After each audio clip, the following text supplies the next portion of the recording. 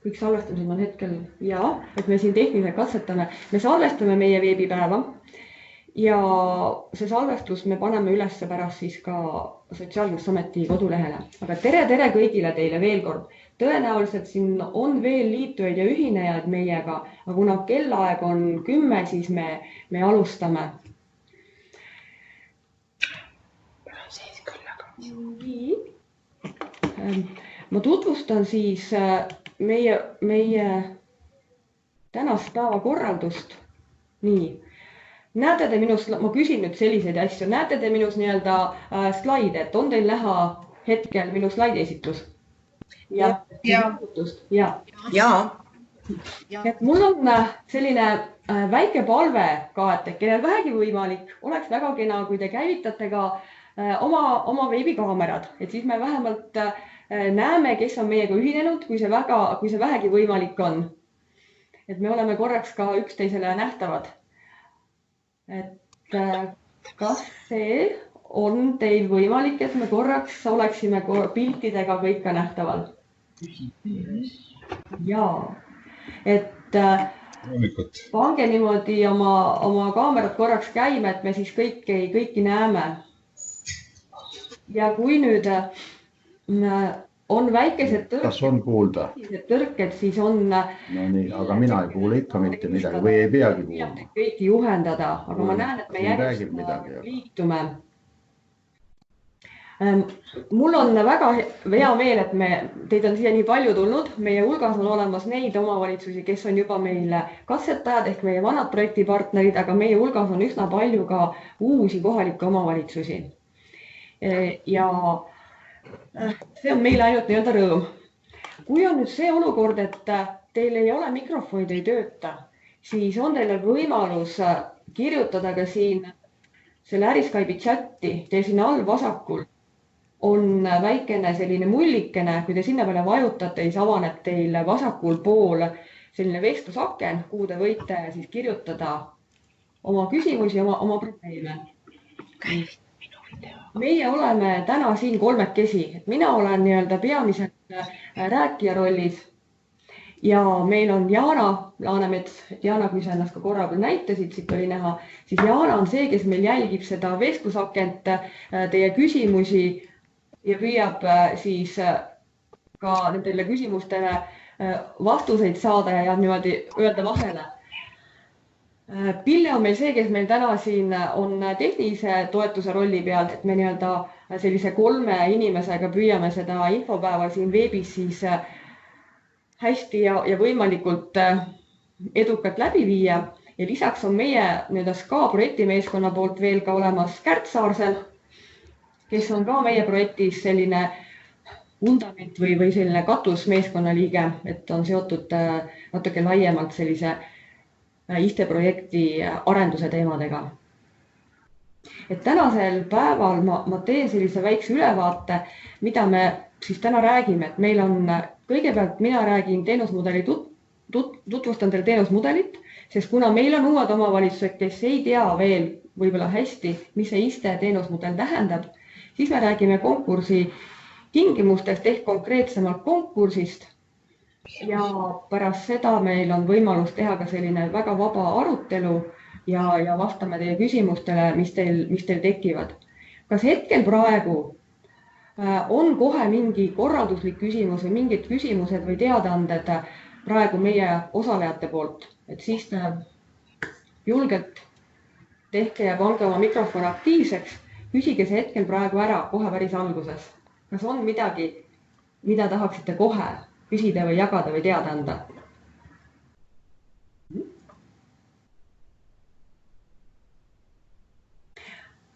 Kui ei ole, siis ma jätkan ja lähen edasi sellise meie info jagamisega. Ja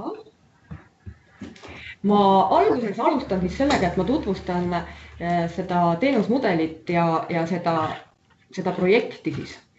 Et ma alustuseks räägin ka sellest, et kus on tulnud, et me saaksime nagu täpsemalt aru, et kus on need juured ja natuke seda tausta ka, et miks me oleme ka praegu siis just siin. Erihoolekande arengukava oli see, mis pandi kokku aastal 2014 ja seal juba seati eesmärk, et erihoolekande teenuseid peaks hakkama ümber arendama, kujundama rohkem isikukesksemaks. Ja üheks selliseks lähenemiseks, mida seal sooviti, et hakataks rakendama, oli teenuse disaini metoodika, mis on hästi kaasav, inimesi vajadusi arvestav ja et sellel metoodikal kujundatakse kogu see erihoolekande teenuste süsteem ümber. Siis Sotsiaalministeerium võttis omale partnerid, hankis partnerid, kellega koos viidi läbi erihoolekande teenuse süsteemi selline arendusprotsess, intervjueeriti, tehti töötubasid, kaardistati vajadusi ja püüdi saada inimeste vajadustele vastavat uut teenusmudelit. Ja selle käigus jõuti ka sellise küsimuse ette, et kas me olemasoleva raami sees, mis on seaduses kirjas, püüame teenuseid arendada ja paremaks teha või me viime mõtted väljapoole olemasolevat teenuse süsteemi, korraldust ja seadusandluse raami, ehk me teeme natuke strateegilisemat teenusdisaini. Ja siis oli ka otsus see, et me ei ole olemasolevas seadusandlikus raamis kinni, vaid me mõtleme natuke avaramalt.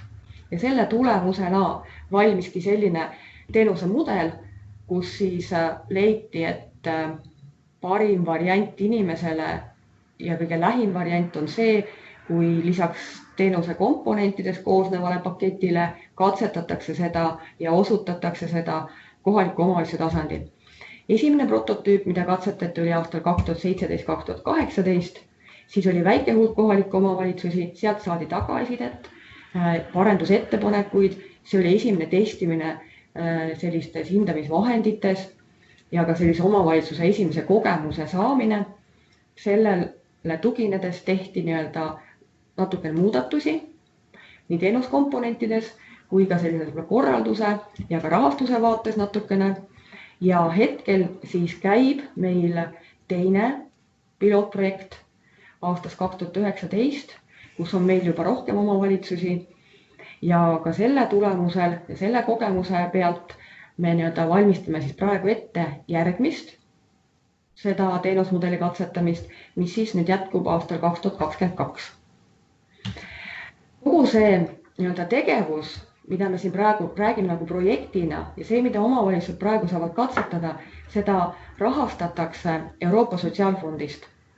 Ühest küljest on see selline mitte lihtsalt nagu projekt midagi väga teistmoodi teha, vaid see on suuremalt vaadates erihoolekande teenuste süsteemi arenduse projekt, arendustegevus, mida siis praegu me saame katsetada selle rakendatavust Euroopa Sotsiaalfondi rahadega. Ja praegu see rahastus tuleb meil siis töövõime meetme alt, mis annab meile natukene avarama ja laiema võimaluse ka sihtgrupi osas. Ja neid tegevusi selles Euroopa Sotsiaalfondist rahastatava meetme alt viib ellu Sotsiaalkindlustusamet, aga meil selline rahastamine on kõik, käib ikkagi ka läbi Sotsiaalministeeriumi.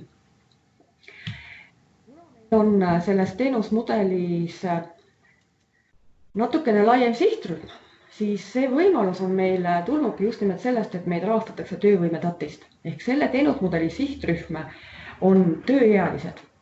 Alates 16. eluaastast kuni vanaduspensioniealisteni. Aga samal ajal me oleme väga selgelt seotud erihoolekande teenuste sihtrühmaga ja erihoolekande teenuste saamiseks on õigustatud raske, sügava või püsiva kuluga psüühilise erivajadustega inimesed. Ehk inimesel peab olema psüühikahäire diagnoositud. Ja samuti on meil väga selge selline piirang sihtrühma puhul, sama mis on erihoolekande teenustel, et inimestel ei või olla teenusel olles diagnoositud põhidiagnoosina dementsust ega alkoholsõltuvust.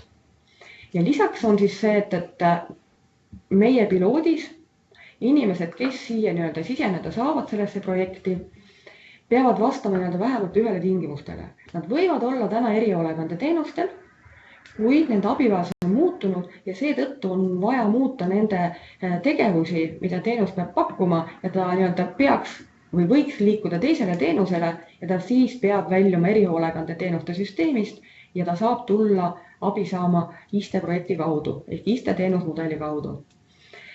Sihtgrupiks võivad olla ka need inimesed, kes on täna erihoolekandeteenuste järjekorras, kuid ta ei kasuta erihoolekandeteenust, et see on üsna oluline, et inimene samal ajal ei saa olla erihoolekandeteenuse kasutaja. Aga kui ta tuleb ISTE projekti, siis ta võib saada abi ISTE projekti tegevuste kaudu omavalitsuse korraldusel. Ta saab olla endiselt edasi erihoolekandeteenuste järjekorras, et järjekorras ta välja ei pea langema või seda järjekorras olemist lõpetama. Ja lisaks on siis need inimesed, kes ei ole järjekorras. Nad võivad olla täiesti uued inimesed, nad on kohaliku omavalitsuse sotsiaaltöötajatele teada, nad on võib-olla pöörduvad esmakordselt Sotsiaalkindlustusameti teenuste konsultandi poole ja kellel siis on hinnatud ja leitud, et tema vajab teatud eluvaldkondades tuge, toetust, kõrvalabi ja seda saab talle pakkuda selliste toetavate integreeritud lahendustega kohaliku omavalitsuse korraldusel meie ISTE projektis. Et need on need kriteeriumid, millal inimene saab olla teenusmudeli sihtrühmaks ja siit kaudu abi. Selles teenusmudelis on siis olulised täna sellised nagu kaks suuremat vaadet. Ühest küljest teenusmudeli sisemine korraldus on see, et inimesele antakse abi tegevuskomponentide kokkupanemisel. See on selline tegevuskomponentide põhine lähenemine ja see, et selline korraldamine ja rakendamine on kohaliku omavalitsuse tasandil.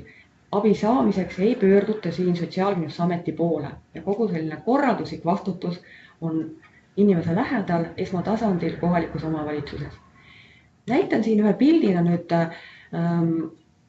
sellist võib-olla, et selgitavalt aru saada, et kui täna inimestele selle samale sihtgrupile osutatakse abi läbi 3 korraldussüsteemi, võib öelda, et on rehabilitatsiooniteenused, on riigi korraldada, on erihoolekandeteenused, mis on samuti riigi korraldada ja vastutusega ja on kohaliku omavalitsuse teenused, mis on siis kohaliku omavalitsuse tasandil korraldada. Siis kõigil nendel korralduslikel süsteemidel on teatud loetelu teenustest. Rehabilitatsiooniteenustel sees tehakse tegelikult väga mitut erinevat teenust ja need on nimetatud spetsialisti nimedega. Erihoolekandeteenustel seaduses te näete 5 teenust, aga tegelikult on erihoolekandeteenustes sees 11 erinevat teenuseliiki. Ja lisaks on kohaliku omavalitsuse teenused, kus on 11 teenust täisealistele ja osad teenused on siis lastele. Nüüd selles isikukeskse teenusmudeli juures on siis see, et inimese teenus või abimeetmete pakett koosneb tegevuskomponentidest, mis on tuttavad ja teada nendest olemasolevast 3 kehtivast seaduses nimetatud korraldussüsteemidest. Ja inimesed, kes neid tegevuskomponentides olevaid teenuseid või tegevusi pakuvad, on ikkagi samad sotsiaalvaldkonnas töötavad spetsialistid.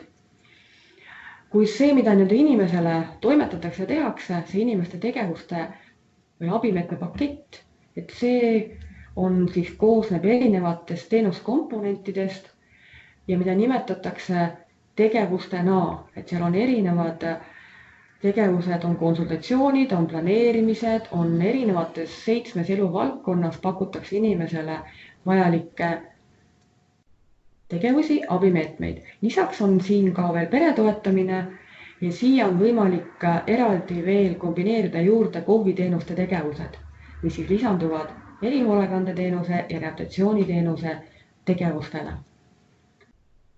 Näitan üldiselt ka siis seda, et kui me nüüd läheme kohaliku omavalitsuse vaatesse, siis selles teenusmudelis on kohalikul omavalitsusel nii klienditöö vaade kui ka korraldusliku tegevuse vaade. Klienditöö vaates siin teenusmudelis on märkamine, seostamine, hindamine, teenuse osutamine, mis on, võib öelda, et on jaotatud sellisesse kahele tasandile, et on baastoetuse osutamine, kus on selline suurem planeerimine, selline personaalse tugi ja siis on olemas samuti teenuse osutamise tasand, mida nimetatakse teenusmudelis lisatoetuse osutamiseks ja seal on siis erinevates eluvaldkondades teenuskomponendid. Selle kõige kõrval või taustal toimub omavalitsuses korralduslik tegevus.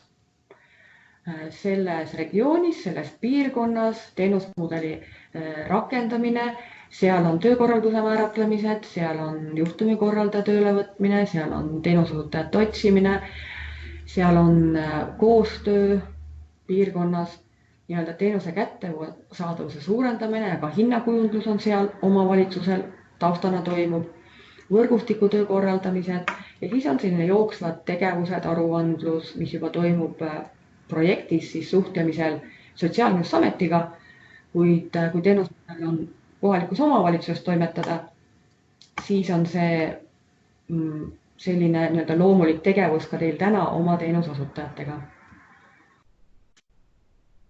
Ja kogu selle nii-öelda kohaliku omavalitsuse tegevuse taustal või võime kas vundamendina või ka katusena teenusmudelis on ka Sotsiaalkindlustusamet siin projektis.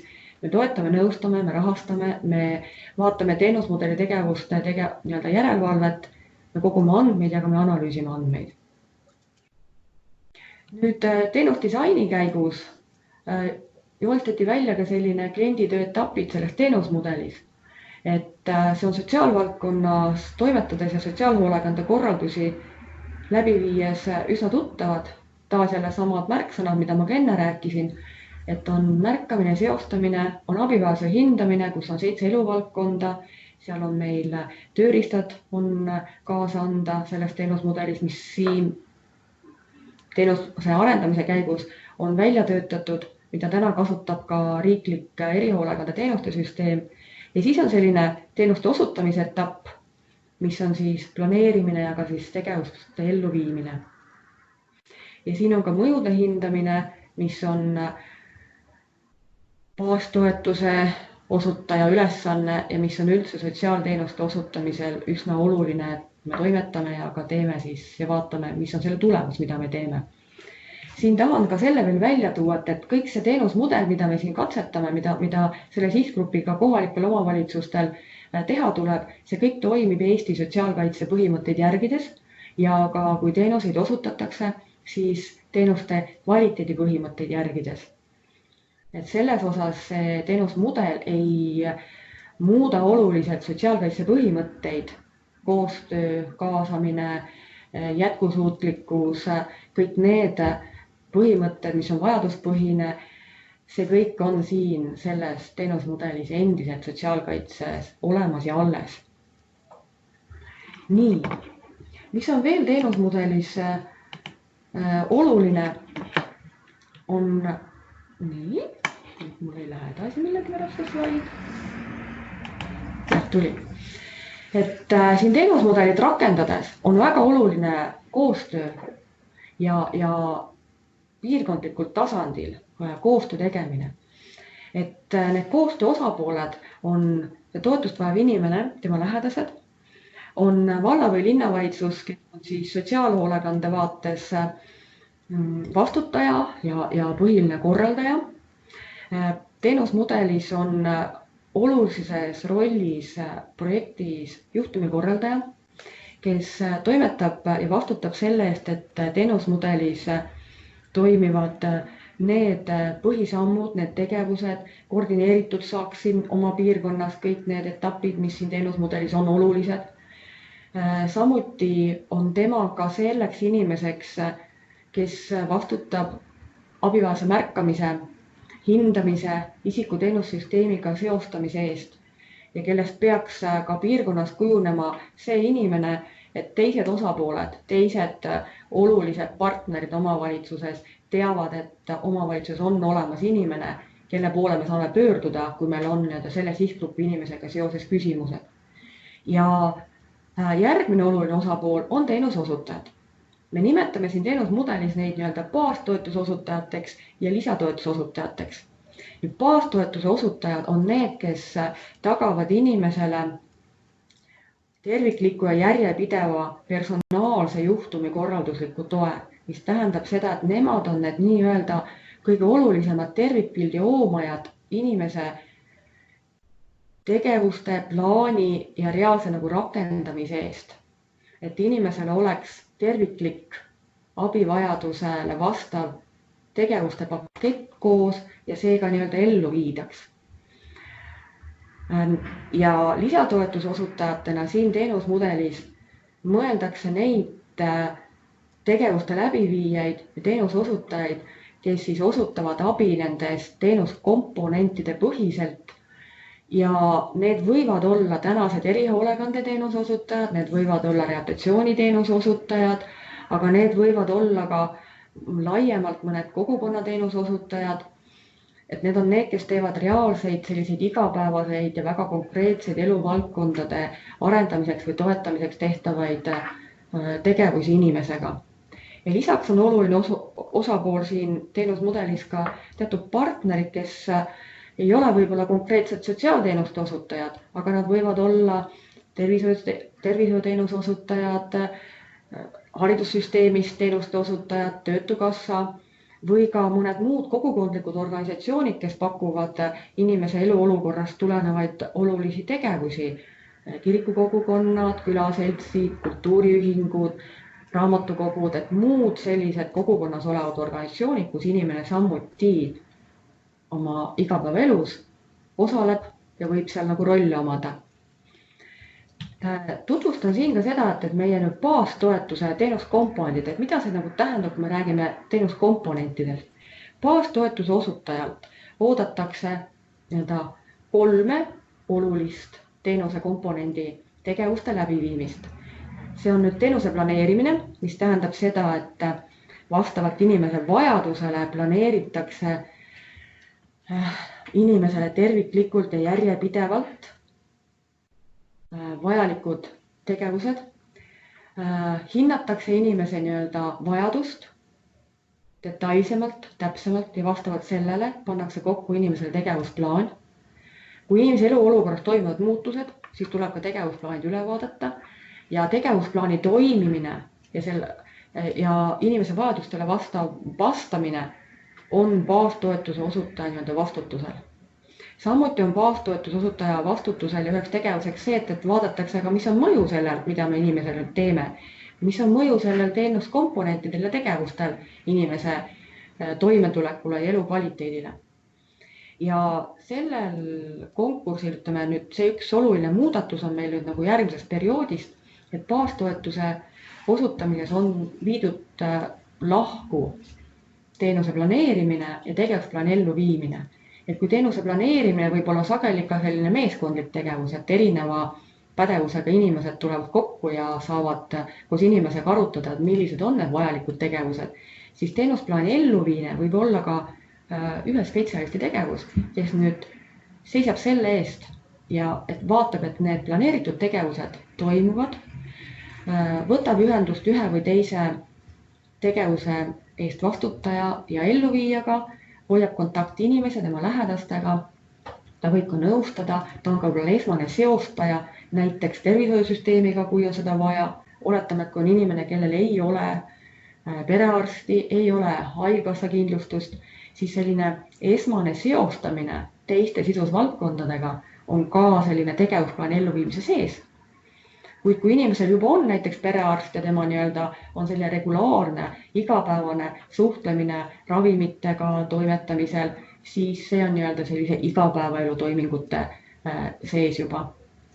Samuti on baastoetuse osutajal võimalus kaasata välist eksperti või spetsialisti just nimelt teenuse planeerimise jaoks või ka selliste eriteadmisi vajavate olukordade puhul, kui oma meeskonnal ei ole piisavalt pädevust, et seda plaani kokku panna või seda hinnata täpselt inimese vajadusi, et siis on olemas see võimalus, et kaasatakse väline spetsialist, kes ei pea olema kogu aeg meeskonna liige.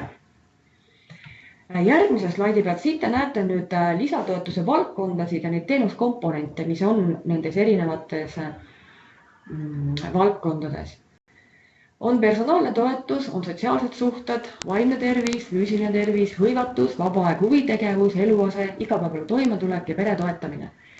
Et tänases infotunnis ma neid kõiki valdkondi ja kõiki teenuskomponente siin ükshaaval läbi ei räägi ja ei tutvusta, aga nende teenuskomponentide sisulise tegevusega te saate tutvuda pilootprojekti kirjelduses, on meil peatükk 5, kus kohas on ära kirjeldatud, millised tegevused siis on nende teenuskomponentide sisuna vajalik teha. Nii, ma natukene võtan siin kokku selle meie praeguse teenusmudeli nii-öelda kogemused, näitan teile seda, et mis ja kes on olnud meil praegu siis piloteerijad. Praegu lõpeb meil siis ISTE-projekti teine piloteerimine ja see on meil olnud siis aastast 2019 oktoober kuni siis selle aasta lõpuni ja praegu sellel perioodil oli meil selline partnerite arv on praegu jõudnud 20-ni. See oli meil 3 etapis partnerite kogumine ja kogu selline projekti maksumus on 4,7 miljonit eurot. Ja praegu on meil jagatud omavalitsustele 578 teenuse kohta. Täidetud hetkel on teenuse kohti meil inimestega 547. Päriselt on selle perioodi jooksul projektist abi saanud ja projektis olnud meil kaasatud tegelikult üle 600 inimese, ehk see on ligi 700 inimest. Selles praeguses pilootprojekti perioodis on meil olnud siis, nagu ma ütlesin, 20 kohalikku omavalitsust ja siin kaardi peal te näete ka ära, et kes on olnud need kohalikud omavalitsused. Meie praegused partnerid tunnevad iseennast siin ära.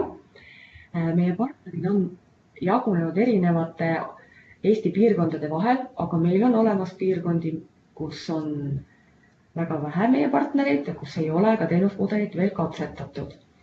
Omavalitsustel on võimalus projektis ise ka otsustada, et kui mitmele inimesele te abi osutate. Ja nagu te näete, on siin väga erineva teenuskohtade arvuga kohaliku omavalitsusi. Vähem on meil kaetud praegusel perioodil Lõuna-Eesti. Mõlemad suuremad saared on need, kes ei ole veel katsetanud seda teenusmudelit. Paremini on meil kaetud selline diagonaalne joon siin Pärnumaa ja Kesk-Eesti piirkonnast võib öelda, et meie Rapla meie oleme siin nagu diagonaalselt üle Eesti. Näitan teile ka seda, et praegu meie kogemus ja meie andmed teenusmudeli katsetamisest näitavad seda, et suuremas hulgas teenuskomponente ja mahus on olnud igapäevaelu toetamine see, mida on inimestele pakutud. Samal ajal on kõiki olemasolevaid teenuskomponente ka inimestele osutatud. Siin on praegu näha selle tundide arv osutamise teenuste komponente osutamise maht. See igapäevaelu toetamine on ka tõenäoliselt üks selline teenuskomponent, mida meil kõige rohkem ka tänast erihoolekande teenuse osutajad oma igapäevase tegevuse hulgas on teinud. Ja see on ka selle tõttu nagu kõige tuttavam tegevus, aga üsna suures mahus on inimesed saanud abi ka teenuskomponentidena, mis on vaimse tervise valdkonna alla kuuluvad. On teenuskomponente, mis on olemasolevas süsteemis, mis riiklikult kogu aeg paralleelselt toimub, natukene vähem tuttavad. No näiteks on siin rakenduskogukonnas või siis ka seesama välise spetsialisti kaasamine teenuse planeerimiseks on nagu vähem tuttavad ja seetõttu on neid ka tõenäoliselt vähem kasutatud. Aga mida suurem on see kogemus teenusmudelit katsetada, siis seda selgemaks ja paindlikumaks on läinud ka need teenuskomponentide kasutamine ja see planeerimine inimese vajadustele vastavalt. Nagu ma rääkisin, siis teenusmudelis need teenuskomponendid jagunevad eluvaldkondade alla ja siin selle slaidi pealt on näha nüüd nende eluvaldkondade abi pakkumise selline proportsionaalne jaotus. Et kuigi mahu mõttes oli näha, et igapäeva toimetulek oli üks suurema mahuga, siis samamoodi üsna suure mahuga on ka vaimse tervise valdkonnas inimesele teenuskomponentide pakkumine. Mis on täiesti uus selles teenusmudelis, mida olemasolevas süsteemis sellisel viisil ei ole, on pere toetamine. Ja pere toetamise valdkonnas pakutavad teenuskomponendid, siis see on see koht, kus on võimalik inimesele abi pakkuda ka sellisel viisil, et toetatakse hoopis inimese perekonda, nõustatakse, juhendatakse inimese lähedasi, et nemad nii-öelda oskaksid olla toeks sellele inimesele, kes võib-olla ei ole valmis ise abi vastu võtma, või et ka pere nii-öelda mõistaks ja saaks aru, et mida vajab see inimene, kui temal on selline haigus või selline erivajadus. Üsna palju on vaba aja huvitegevusega seotud tegevuskomponenti pakutud, aga need on ka erinevad vastavalt sellele, et missugune sihtgrupi esindaja on siin teenusmudelis olev abivajaja, kas ta on vaimse tervise haigusega või ta on näiteks intellektipuude ehk vaimse alaarenguga inimene.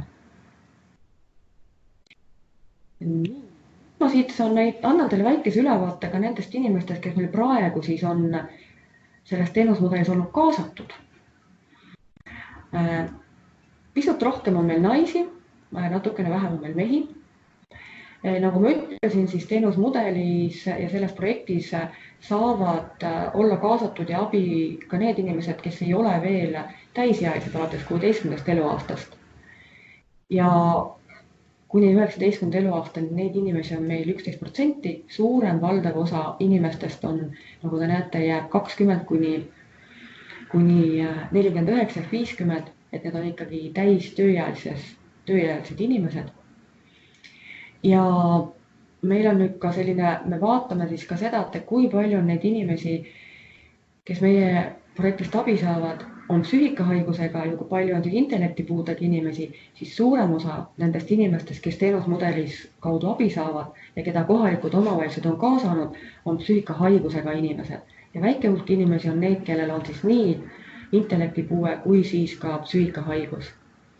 Ja kuna meil on nii-öelda tegemist ka tööhõivedatiga, ehk et see tööhõive suund on ka see oluline osa, kus me andmeid kogume, siis siin on ka näha, et pooled meie inimestest, kes projektis on mitteaktiivsed, kuid sealjuures on ka õppivaid ja on ka töötavaid inimesi. Mis on olnud selle teenusmudeli katsetamisel nii-öelda tulemus või ka tagaiside? Et kui meil oli esimene piloot, kus meil osalesid 8 omavalitsust, igal omavalitsusel oli 5 inimesega võimalus sellist lähenemismudelit katsetada, siis anti sellised väga konkreetsed tagasidet, et nähti seda, et inimesed saavad kiiremini abi ja toe kätte kui sellises riiklikus süsteemis, kui inimene pidi nii-öelda abi saamiseks pöörduma riigi tasandile. Omavalitsusel tekkis abi vajavatest inimestest selgem ja tervikpilt. Sai abi planeerimisel ja nii-öelda selliste tegevuste pakkumise ja kujundamisel lähtuda konkreetsest inimese abivajadusest ja sellele aitab kaasa abivajaduse hindamise selline küsimuslik või raamistik. Samuti leiti ka seda, et see teenuskomponentide põhine lähenemine, kus inimesele saab kokku kombineerida erihoolekande teenuse tegevusi ja rehabilitatsiooniteenuse tegevusi, et see aitab inimesi paremini, kui nad on nii-öelda omavahel lahus ja tuleb oodata ühte või teist, et kui neid nii-öelda korraga saab kombineerida, siis see on inimese vajadustele paremini vastav. Nagu ma nimetasin, siin saab lähedasi toetada ka sellisel juhul, kui inimene ise pole valmis abi vastu võtma, saab seda abi hakata pakkuma perekonnale tervikuna ehk toetades lähedasi. Ja üks oluline asi oli ka see, et kuna siin on selline terviklikum vaade ka info kogumisele ja abi planeerimisele, siis inimeselt küsitakse sellist korduvalt infot vähem, et see mudel suunab abi korraldajaid, abipakkujaid töötlema läbi seda informatsiooni, mis inimese kohta juba on ja selle pealt hakkama planeerima abipaketti. Inimesed nii-öelda peavad ise vähem olema papagoid, et kogu aeg selgitama ja rääkima, et kuidas nüüd on või mis mul ennem oli. Nüüd selle teise teenusmudeli piloodi raames me omavalitsustelt küsime regulaarset tagasiside. Meil on kohtumised, me kogume tagasiside erineval viisil. Siis tänased teenusmudeli rakendajad on andnud meile teada seda, et oluliselt selle teenusmudeli piloteerimise perioodil on paranenud kohalikul tasandil koostöö erinevate osapoolte vahel, kellel on roll inimesele nii-öelda abi ja toetust ja toimetulekut nii-öelda pakkuda. Et nii omavalitsuses kui teenusosutajattel ja ka siis sotsiaalsüsteemi väliste koostööpartneritega. Omavalitsuste poolt on antud ka seda infot, et neil on paranenud oskus märgata abivajajaid, kuna siin on ka võimalus nüüd hakata neile abi pakkuma. Kõik need teenused ja tegevused, mida inimesele pakutakse, tulevad need ühest kohast, ehk selline ühe ukse poliitika.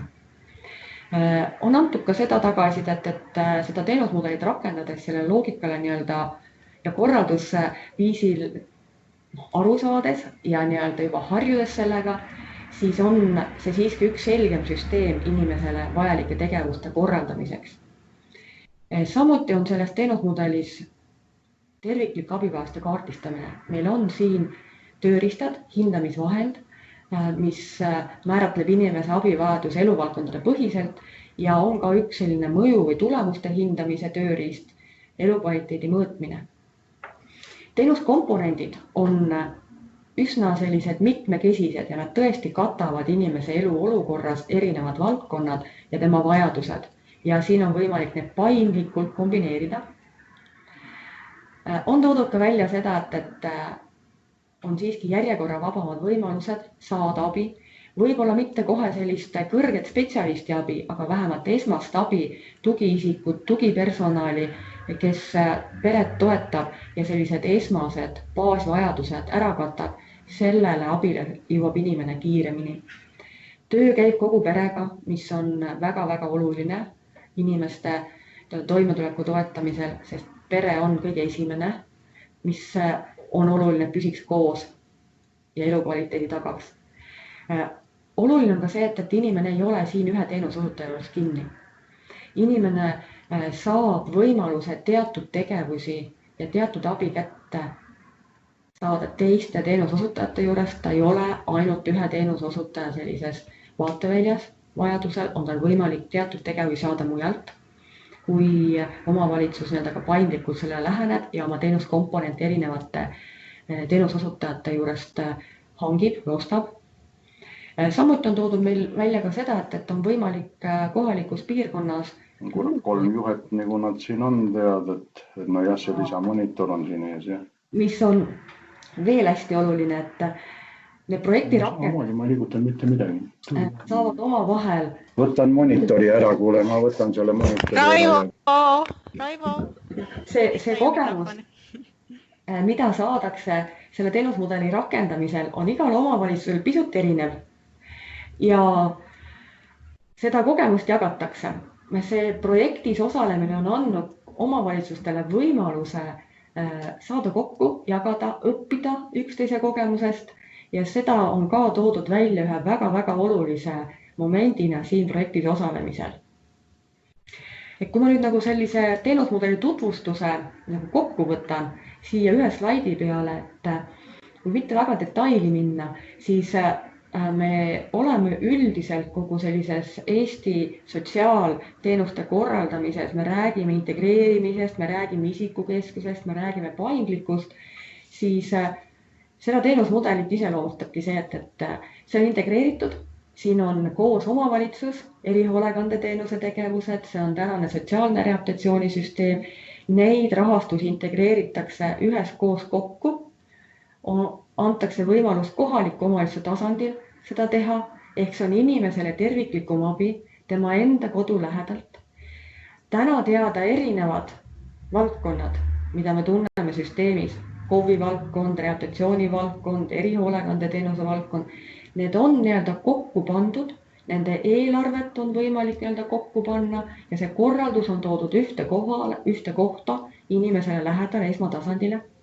Ehk see on üks abivajaduse hindamine, et inimene saaks abi kätte. Inimese jaoks on üks kontaktisik. Selles teenussüsteemis on tagatud järjepidev personaalne juhtumikorraldus kogu protsessi vältel. Ja siin on inimese jaoks vajaduspõhine teenuskomponentide integreerimine. Et need on need põhilised sõnumid, mis nagu selle teenusmudeli juures mina välja tooksin. On teil siin tekkinud mõni küsimus, et ma praegu võtaksin kokku sellise teenusmudeli tutvustamise ja läheksin edasi konkursi juurde. Kas on kellelgi tekkinud mõni küsimus? Või Jaana, kas on meil siia chatti tekkinud mingi küsimus? Mina ise seda hetkel jälgida ei ole jõudnud. Ei ole, aga mina olen 3 korda küsinud. Mul endal näitas, et ei lähe küsimused läbi, aga tuleb välja, et ikka on. Aga praegu ei ole, jah. Aga kirjutage, küsige julgesti ja Katrinile vahepeale ka võib küsida, kui mingi mõte tuleb. Te võite vahepeal julgelt küsida, et vastan hea meelega kõigile küsimustele kohe, kui nad tulevad. Ja kui nüüd küsida ise otse ei julge, siis julgelt kirjutage. Ja Jaana, sina siis oled see hääletoru, kes mulle siia vahele räägiks, sest minul on siin 3 ekraani ja ma ise silmadega teie küsimusi jälgida kogu aeg ei jõua. Aga ma lähen edasi siis konkursi juurde. Nagu ma ütlesin, meie üks periood hakkab nüüd siis lõppema ja järgmisel aastal meil algab uus konkursi periood. Ja enne kui ma räägin väga täpselt sellest konkursist, siis need uutele omavalitsustele tasuks kindlasti nagu ka mõelda, et miks tulla konkursile, et mis see konkursil osalemine ja teenusmudeli piloteerimine teile omavalitsusena annab. Et kui seni ei ole olnud väga võimalust vaimse tervise häirega oma piirkonna inimesi ise toetada, siis siia pilootprojekti tulles on teil võimalus esmakordselt ka katsetada seda, et kuidas oleks oma piirkonnas vaimse tervise häirega inimestel just sellist abivajaduse korraldamist teha, et kuidas neid toetada. Samuti on siin oluline siis ka see, et te saate esmakordselt ka selle võimaluse, et te saate töötada lähedastega ehk perega. Siin on paindlikkus, nagu ma ütlesin.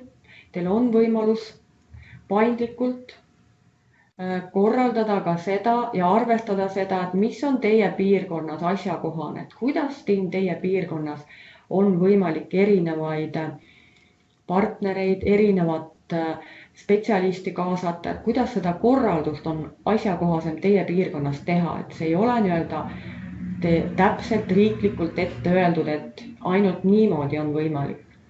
Te saate siin konkursil siin projektis osaledes täna ka riigi poolt rahastusel, mis on jaotatud selliseks 8 osaks, on teil teenuste osutamise jaoks tuleb rahastus ja on korralduskulud selleks, et te omavalitsus saaksite hakata läbi mõtlema, kuidas mingid asjad võiksid olla.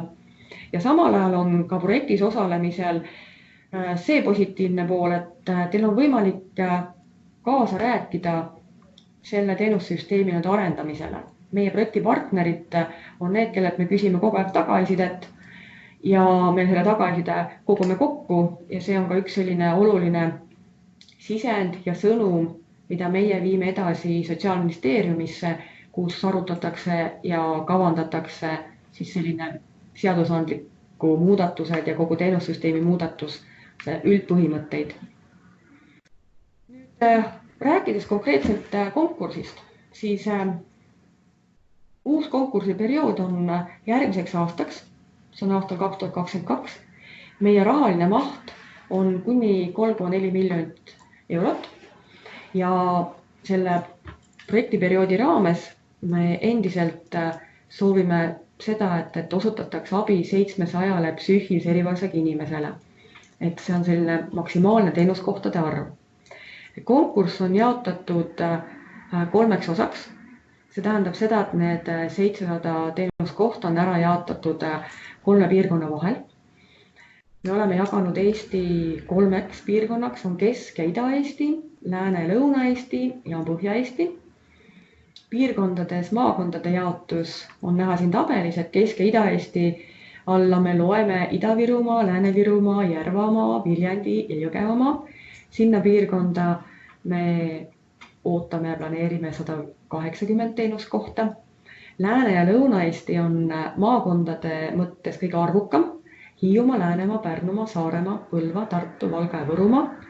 seal on teenuskohtade arvuks planeeritud 250 ja Põhja-Eestis on vaid 2 maakonda, on Harjumaa ja on Raplamaa ja seal on teenuskohti 270. Harjumaa on küll, siin on küll nüüd 2 maakonda, aga see on rahvaarvu poolest meil kõige suurem piirkond. Siin tabelis te nüüd ka siin taga näete selliseid helesiniseid numbreid, et meil on 20 omavalitsust, kes on eelmises projektiperioodis juba katsetanud ja siin on näha see number, kui palju on praegu siis selles piirkonnas inimesi teenuskohtadel ehk kui palju teenuskohti on täna juba kaetud. Ja siit siis ka natukene kumab välja see, et kui palju ühte või teise piirkonda oodatakse uusi omavalitsusi või siis ka uusi teenuskoha täitjaid. Jah, et see on see meie praegune jaotus. Piirkondade osas on siin võib-olla veel oluline ka see välja tuua, et kui nüüd konkursil ühte piirkonda ei tule nii palju omavalitsusi või nii palju teenuskoha taotlusi, nagu on võimalik maksimaalselt välja jagada, siis on, ja mõnes teises piirkonnas on teenuskoha taotlusi rohkem, siis välja jaotamata teenuskohad ühes piirkonnas on võimalik ära jaotada teises piirkonnas. Et kui näiteks tuleb meil rohkem taotlusi ja teenuskoha taotlusi Põhja-Eestisse, siis on võimalik, et ülejäänud teenuskohad näiteks Lääne- või Lõuna-Eestist jaotatakse Põhja-Eesti omavalitsustele. Aga siin alati lähtutakse ka sellest, et oleks meil võimalik võimalikult projekti eesmärki täita ja üks projekti eesmärk on meil see, et me saaksime üle Eesti katsetada selle teenusmudeli rakendamist ja võimalikult erinevad kohalikud omavalitsused saaksid selle kogemuse teenusmudelit katsetada ja rakendada ja seetõttu ka selline teenusmudeli, teenuskohtade jaotamine lähtub ka sellest, et kas me saame neid teenuskohti juurde anda projektiperioodi jooksul, kui neid taotlusi ka tehakse. Nüüd konkursi dokumentatsioon, et konkursil kandideerimiseks on konkreetsed dokumendid vaja täita, et meil on Sotsiaalkindlustusameti peadirektoriga on välja kuulutatud konkurss, on käskiri, on määratud ära komisjon, kes vaatab läbi meile esitatud taotlused. Konkursi käskirja juures on konkursi tingimused ja kord, mis nimetab siis ära, et mida tuleb esitada, kuidas hinnatakse, millised on kohustuslikud dokumendid. Meil on konkreetsed vormid konkursil osalemiseks, mida tuleb täita. Konkursi üheks oluliseks dokumendiks on ka koostöölepingu projekt, millega te saate tutvuda, kus on näha, et juhul kui te osutute valituks, siis mida sisaldab meie koostööleping. Koostöölepingu juures on ka näha need vormid, ka töövahendid, mida saab kasutada lepingu täitmise jooksul meie ühises piloteerimise perioodil.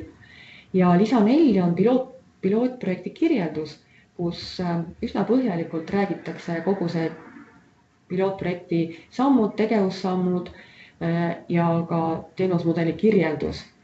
Ja samuti on seal toodud välja ka siis teenuskomponentide loetelu. Et nende konkursi dokumentatsiooniga on võimalik siis täpsemalt tutvuda ka meie SKA kodulehel, et on seal kõik ilusti kätte saadavad.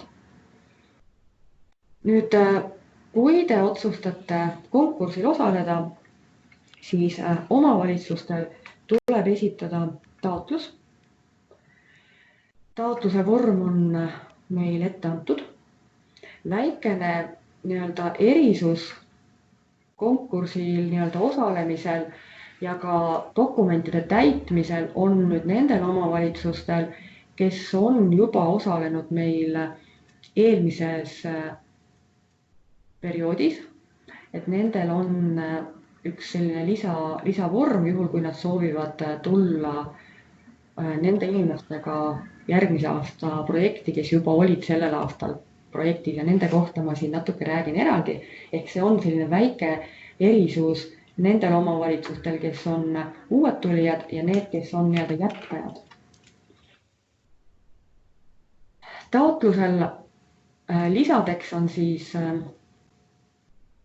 üks juhtumikorraldaja, ütleme siis selle koordineeriva inimese, kes on meile Sotsiaalkindlustusametis peamine kontaktisik ja projektipartner, on siis koordineeriv juhtumikorraldaja, tema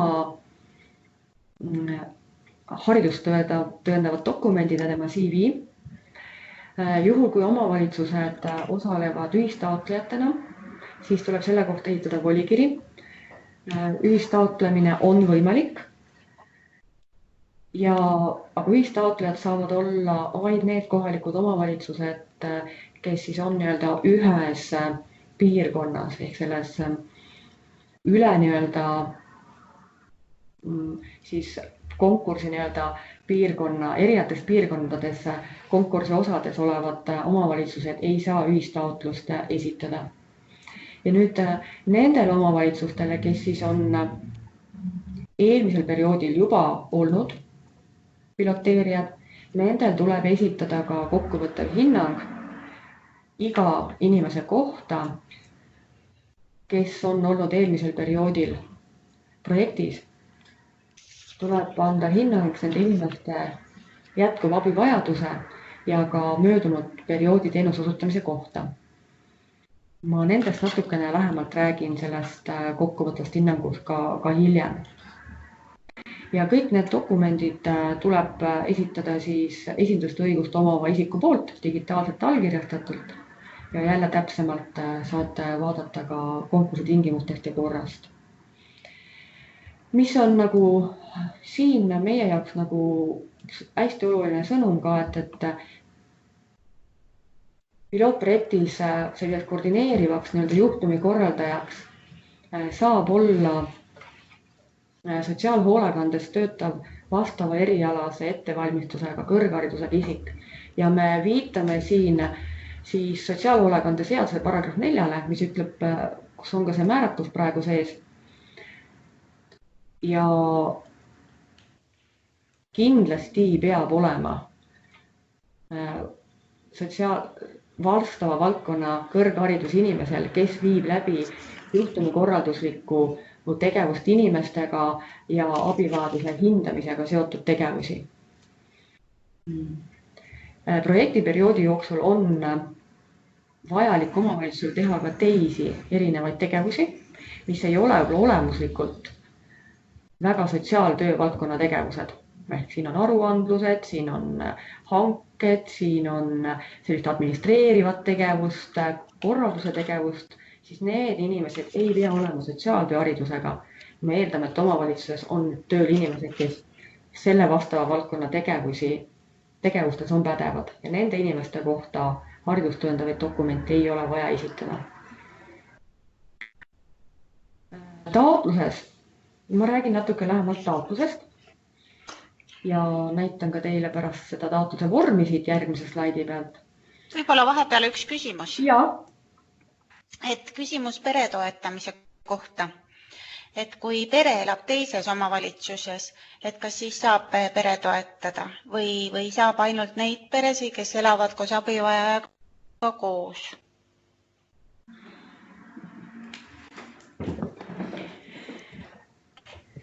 Et ma võin ise siin alustada, saad mõtteid natuke koguda vastamisega. Ja.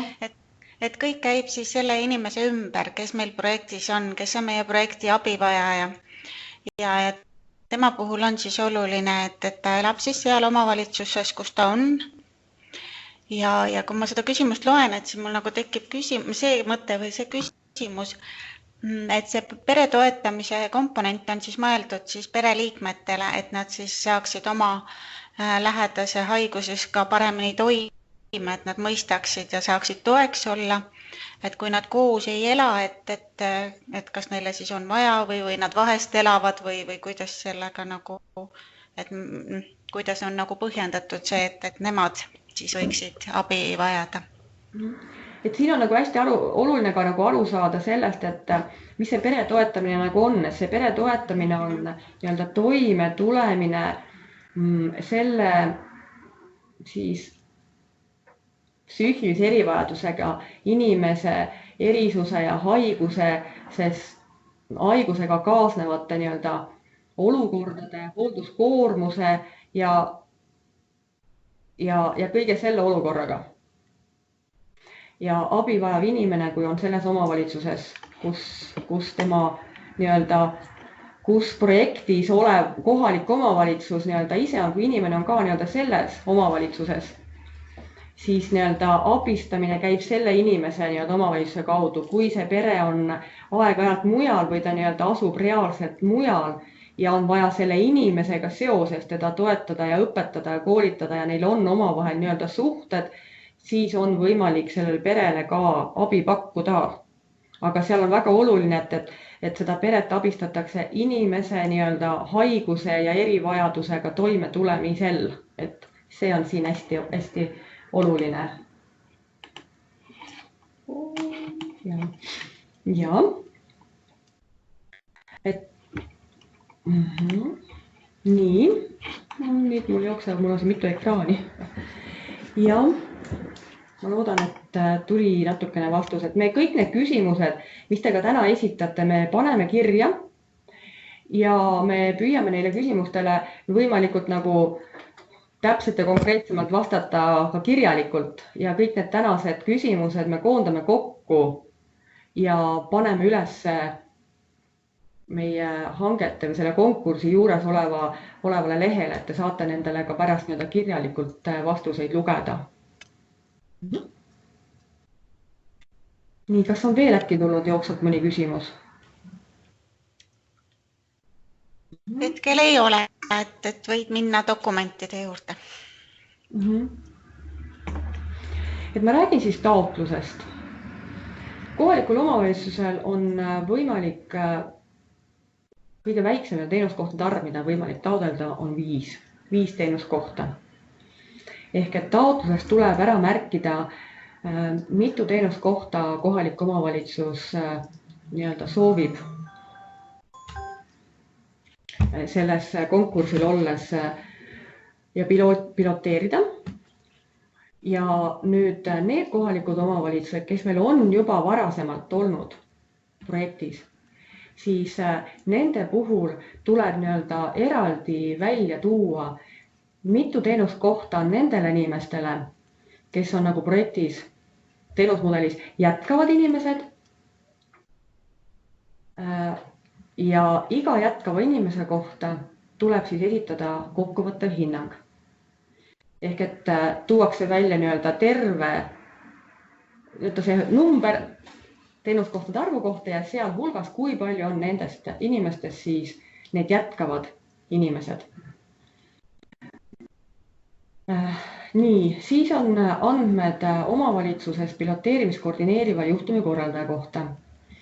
Siin on taotluses ka selline üks oluline asi teile nagu ära selgitada ja välja tuua. Kui te praegu, eriti uutel omavalitsustel on selline oluline ka teada, et kui te esitate praegu taotluse, siis tegelikult ei ole ju teada seda, et kas teie taotlus saab rahuldatud, kas te nii-öelda saate asuda piloteerima järgmisest aastast. Ja tuleb nüüd ära märkida siis see, kas te planeerite seda pilootprojekti koordineeriva juhtumikorraldajat asendada, kui te nii-öelda sõlmime lepingu või nii-öelda jääb teile piloteerimist koordineerivaks täpselt sama töötaja, kes on sellel hetkel teil tööl, kui te selle taotluse meile esitasite.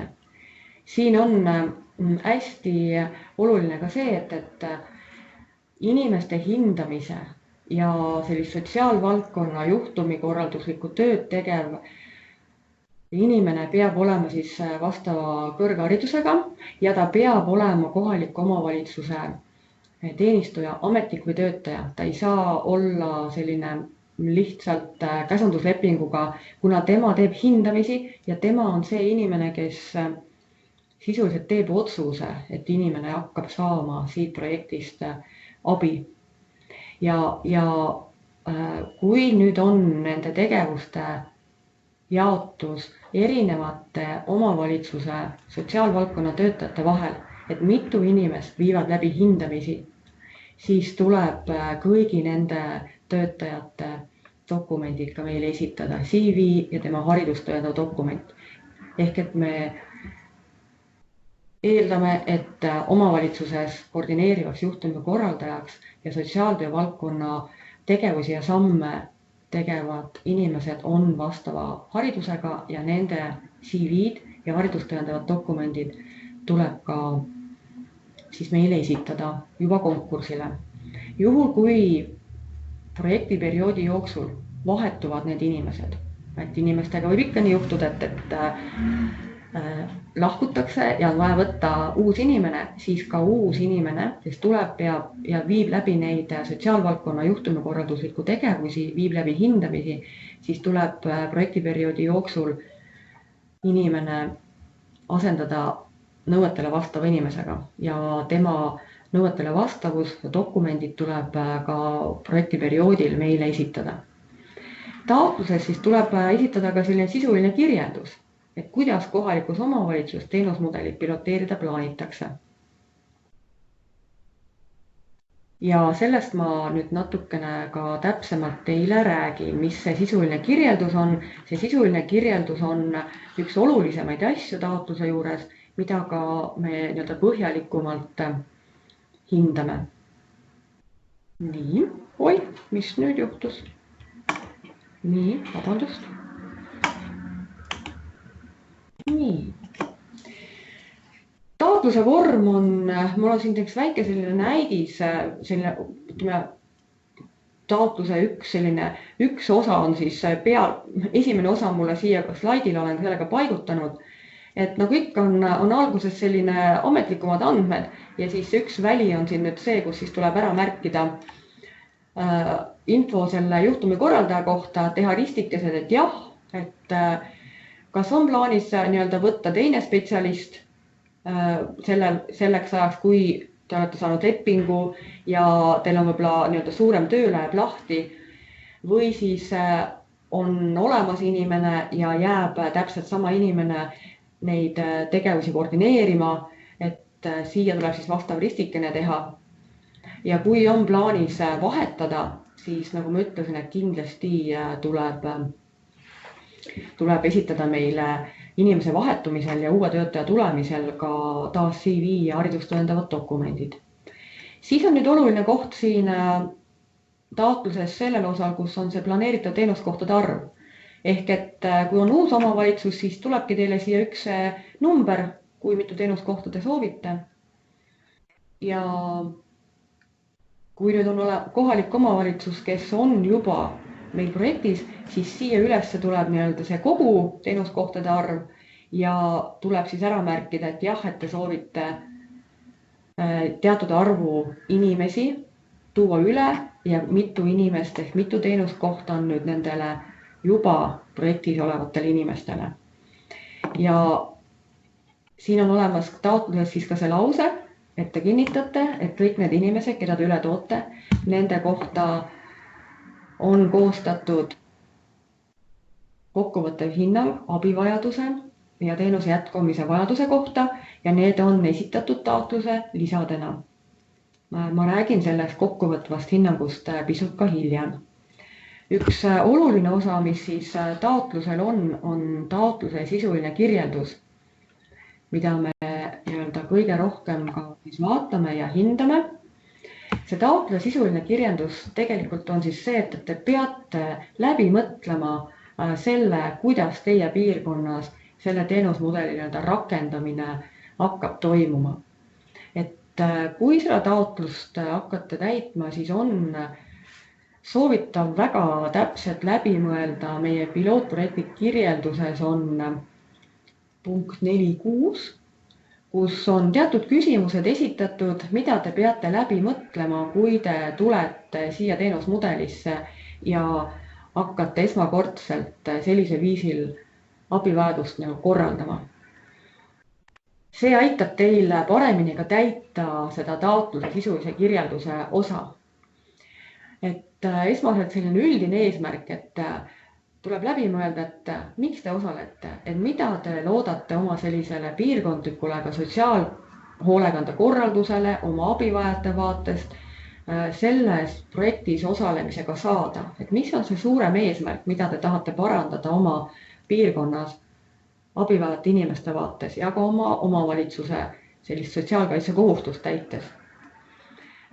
Teine punkt on projekti kaasatavad abivajajad, et tuleb üsna hästi läbi mõelda, et kes on see sihtgrupp, kellele te planeerite selle teenusmudeliga abi hakata osutama.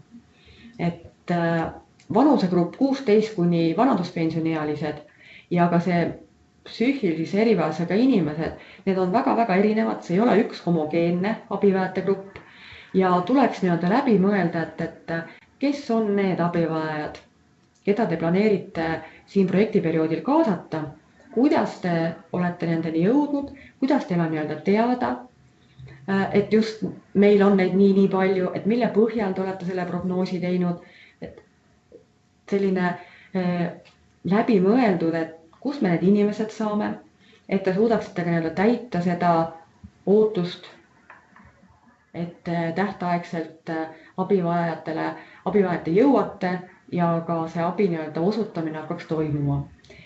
Siis punkt 3 eeldab seda, et te olete nagu läbi mõelnud selle teenusmudeli vaates, nii-öelda, et kes mida hakkab tegema omavalitsuses, kui te võtate omale selle teenusmudeli piloteerimiseks. Et mida hakkab nii-öelda tegema see koordineeriv juhtumikorraldaja, mida nii-öelda peab tegema mõni teine omavalitsuse võib-olla töötaja, kes võib-olla ei ole üldse sotsiaalosakonna töötaja. Et siin on väga mitmed ülesanded, mis on vaja läbi mõelda, et kes seda meil tegema hakkab, et see rakendamine teil sujuvalt toimuks. Me ootame sellist erinevate tegevuste täitjate rollide jaotuse, kuidas te olete seda planeerinud. Siis punkt 4 ja 5. Nagu ma rääkisin, siis meil on nii-öelda teenuskomponendid ja need teenuskomponendid on jaotunud baastoetuse ja lisatoetuse osutamise alla. Siin tuleb läbi mõelda seda, et mida oodatakse nendelt teenuse komponentide osutajalt. Punkt 4 eeldab seda, et te mõtlete läbi selle, et kes võiks olla teie piirkonnas selle baastoetuse planeerimise, plaani elluviimise ja nii-öelda tervikliku personaalse juhtumikorralduse eest vastutaja. Kas teil on nad täna olemas? Kuidas hakkab teil omavaheline koostöö toimuma? Kuidas te näete, et see baastoetuse osutaja hakkab tagama järjepidevat ja sellist terviklikku abi inimese vajaduste vaates? Kuidas te olete mõelnud, et see kvaliteet võiks olla baastoetuse osutaja juures tagatud ja kuidas see koostöö teie ja baastoetuse osutaja vahel hakkab käima selles teenuse osutamise protsessis? Ja eraldi punkt 5 on lisatoetuse komponendid, kui te vaatate nende teenuskomponentide tabelit ja seda lisatoetuse loetelu, siis nüüd tuleb nii-öelda minna natukene nende reaalsemate tegevuste, teenuse spetsiifilisemate tegevuste juurde ja mõelda, et kas teil on olemas nende tegevuste osutajad, kes nad teil on, kuidas me nemad kätte saame, kus teil on mingeid teenuskomponente, mille osutajad teil üle piirkonnas ei ole. Et kuidas te mõtlete, et neid võiks oma piirkonda saada, kas te nii-öelda ise kasvatate omale selle võimaluse, teete lepinguid, ostate te sisse selle, et mis plaanid on, et oleks selline terviklik võimalus, terviklik teenuse komponentide tagamise võimalus teie piirkonnas. Ehk see on selline läbimõtlemine, et kuidas me saame võimalikult hästi oma piirkonnas seda terviklikku teenusmudelit rakendada.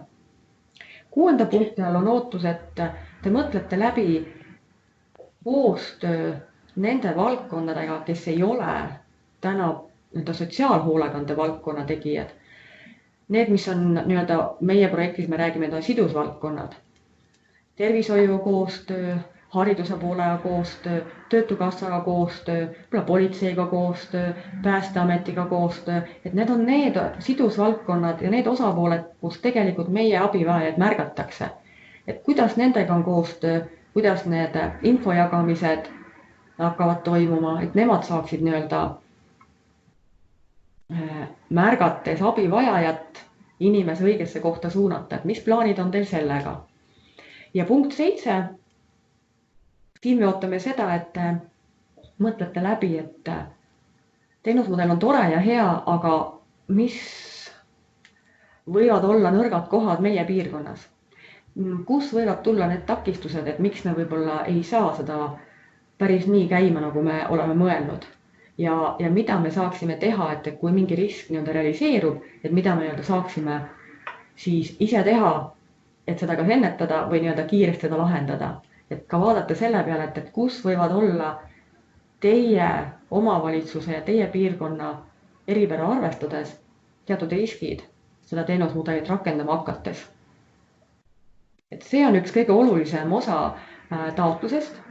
Seda osa me hindame ja selle osa põhjal ka joonistub välja pingerida igas siis piirkonnas ja ka teenuskohtade jaotamine hakkab käima selle pingerea järgi ja nii-öelda need, kellel on mida kõrgemad hinded, siis nemad ka saavad oma taotluses ehitatud teenuskohad ka täidetud. Ehk et selle sisu järgi tekib see pingerida. Nüüd juhtumikorraldaja CV Word. Ma küsin seda, et kas kellelgi on äkki selle taotluse sisulise kirjeldusel mingeid küsimusi tekkinud? Ma võib-olla kommenteerin, et seda punkti 4, et see ei ole veel selline lõplik, et kellega te siis pärast lepingut sõlmite, et kes need koostööpartnerid olema saavad, et see selgub siis pärast seda, kui SKA on teie taotluse heaks kiitnud. Aga me ootame siin, et te kirjeldaksite seda, et me näeme, et te tunnete oma piirkonnas võimalikke baastoetuse osutajaid siis. Kas sellega oli mingi küsimus praegu? Ei, lihtsalt mul see mõte tuli, et kommenteerisin juurde. Et ma räägingi, et see punkt 4 ja 5 on mõlemad sellised, et te peate nii-öelda ära nimetama, kuidas te olete mõelnud, kas teil nad on olemas. Taotlusesse tulles ei pea teil olema nende teenuskomponentide osutajatega juba sõlmitud lepinguid, vaid see on selline nii-öelda kirjeldamine. Teie plaan, teie nii-öelda strateegiline plaan, et te nii-öelda olete ära kaardistanud ja nagu ära planeerinud, et meil on selles valdkonnas olemas need võimalikud koostööpartnerid ja kui teie taotlus nii-öelda osutub edukaks ja te saate välja valituks meie konkursi, meie nii-öelda partneriks, siis te nii-öelda saate hakata reaalselt ka koostöö kokkuleppeid tegema, nii-öelda jälgides siis kõiki avaliku raha kasutamise põhimõtteid ja siis te saate nii-öelda jõuda reaalsete kokkulepeteni oma nii-öelda reaalsete teenuskomponentide osutajatega. Et me siin natukene pärast ka räägime sellel täpsemalt nendest osadest. Et jah, et me natuke täpsemalt ma räägin ka nendest. Praegu on vormide osa on praegu, jah. Juhtumikorraldaja kohta tuligi küsimus, et kas juhtumikorraldajal peab olema juba olemas vastav kõrgharidus või võib olla see omandamisel? Me siiski eeldame, et meie tänane nõue on see, et inimene vastab, et tal on olemas kõrgharidus. Sest meil tuleb esitada ärakiri haridust tõendavast dokumendist. Et ma jõuangi praegu siia juhtumikorraldaja CV vormi juurde. Et see vastutav juhtumikorraldaja, see nii-öelda peamine kontaktisik ja sotsiaalvaldkonna tegevuste läbiviija ehk abivajaduse hindamine ja kõikide nende asjade tegemisel peab olema inimene, kellel on olemas vastav kõrgharidus. Ja see tuleb esitada meile kohe taotluses. Projektiperioodi jooksul on võimalik seda inimest vahetada, et see ei ole selles mõttes piirang, aga vahetatav inimene peab endiselt vastama sellele haridusnõudele. Ja kui nüüd inimese haridus on omandatud välisriigis, et siis peab olema taotlusele juurde lisatud välisriigi nii-öelda hariduse osas kinnitust andev hinnang meie sihtasutus Archimedese poolt, et nemad on need, kes kinnitavad ja hindavad välisriikides omandatud hariduse nii-öelda nõuete vastavust Eesti nõuetele. Kui inimesel on haridusdokumendis üks perekonnanimi ja see on vahepeal muutunud, siis tuleb juurde esitada ka dokumendid nime nii-öelda muutmist tõendamise kohta.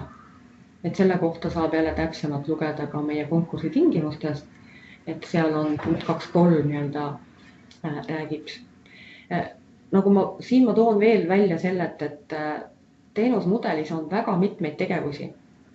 Ja neid tegevusi, mis nii-öelda ei ole seotud sellise inimese juhtumikorraldusega ja inimese hindamise ja sotsiaalvaldkonna tegevustega, neid tegevusi võivad teha omavalitsuses teised omavalitsuse töötajad. Aga just selline hindamine, abivajaduse üle otsustamine, sotsiaalvaldkonnas inimesega tehtava juhtumikorralduslike tegevuste ja sammudes osalev töötaja on see, kes peab olema vastava erialase haridusega. Ja me oleme oma selles pilootprojektis, me viitame ka sellele, et me oleme ikkagi seotud sotsiaalhoolekande seaduse paragrahv 4-ga, kus on nimetatud need nõuded sotsiaaltöötajale. Ma võin siia lihtsalt teile võib-olla sellise info kanda, et hetkel on saadetud ka kooskõlastusele sotsiaalhoolekande seaduse muudatus, mis natukene muudab seal sotsiaaltöötajale ehtatud nõudeid, et kui praegu on nii-öelda kõrgharidusega inimene, siis seal tuleb praegu nüüd ette see, et vastava erialase kõrgharidusega sotsiaaltöötaja. Et siin on tulemas väikene muudatus sotsiaalhoolekande seadusesse, aga see on hetkel selline planeeritav muudatus ja praegu on ikkagi kehtiv see sõnastus, mida ka meil praegu projektis me räägime. Siis on olemas konkursi üks vorm on ühistaotlejate volikiri, et juhul kui on omavalitsused, kes on otsustanud, et nad tulevad siia projekti ühistaotlejatena, siis tuleb esitada see ühistaotlejate volikiri. Siin taasnimetan seda, et ühistaotlemine on võimalik. Meil on olemas ka praegu pilootprojektis ühistaotlejad, see on Haapsalu ja Lääne-Nigula vald.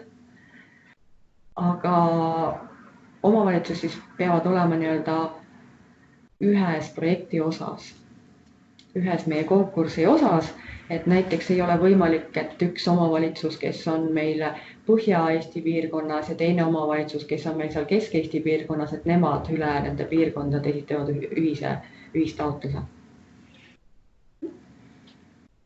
Nii. Nüüd on üsna kehv pilt, aga ma räägin siin sellest kokkuvõtvast hinnangust, mille peavad esitama täna meil juba projektis olevad kohalikud omavalitsused. Meie 20 kohalikku omavalitsust, kes soovivad jätkata ka järgmisel aastal ja tulevad konkursile,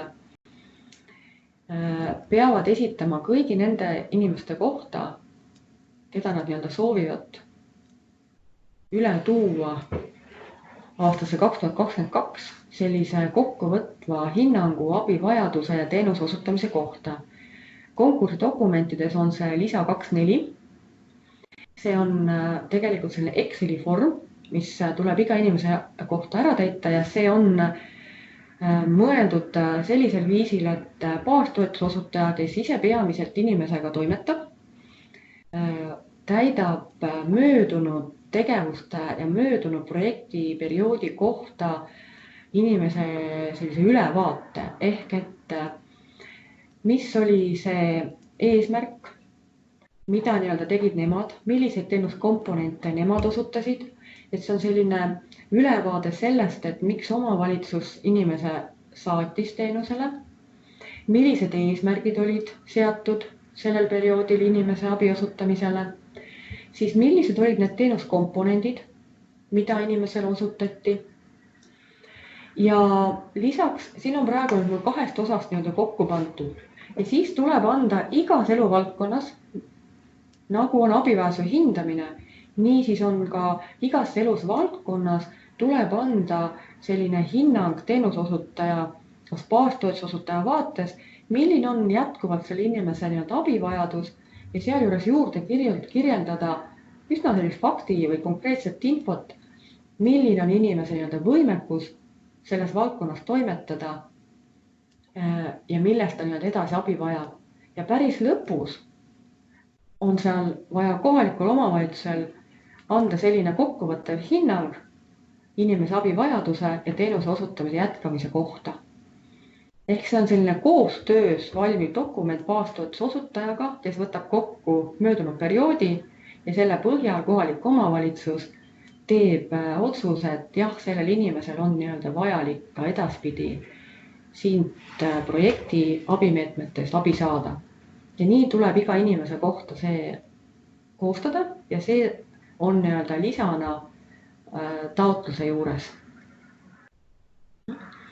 See sama dokument, selline kokkuvõttev hinnang abivajaduse ja teenuse osutamise kohta on üks uus vorm või nii-öelda töödokument ka järgmisel projektiperioodil. Ehk seda koostatakse alati, kui inimene lõpetab teenuse osutamise, projektis osalemise või tal lõpetatakse teenuse osutamine baastoetuse osutaja poolt. Nii, et need olid need vormid. Mis on nüüd siin? Kas siin enda kohta on mingeid küsimusi?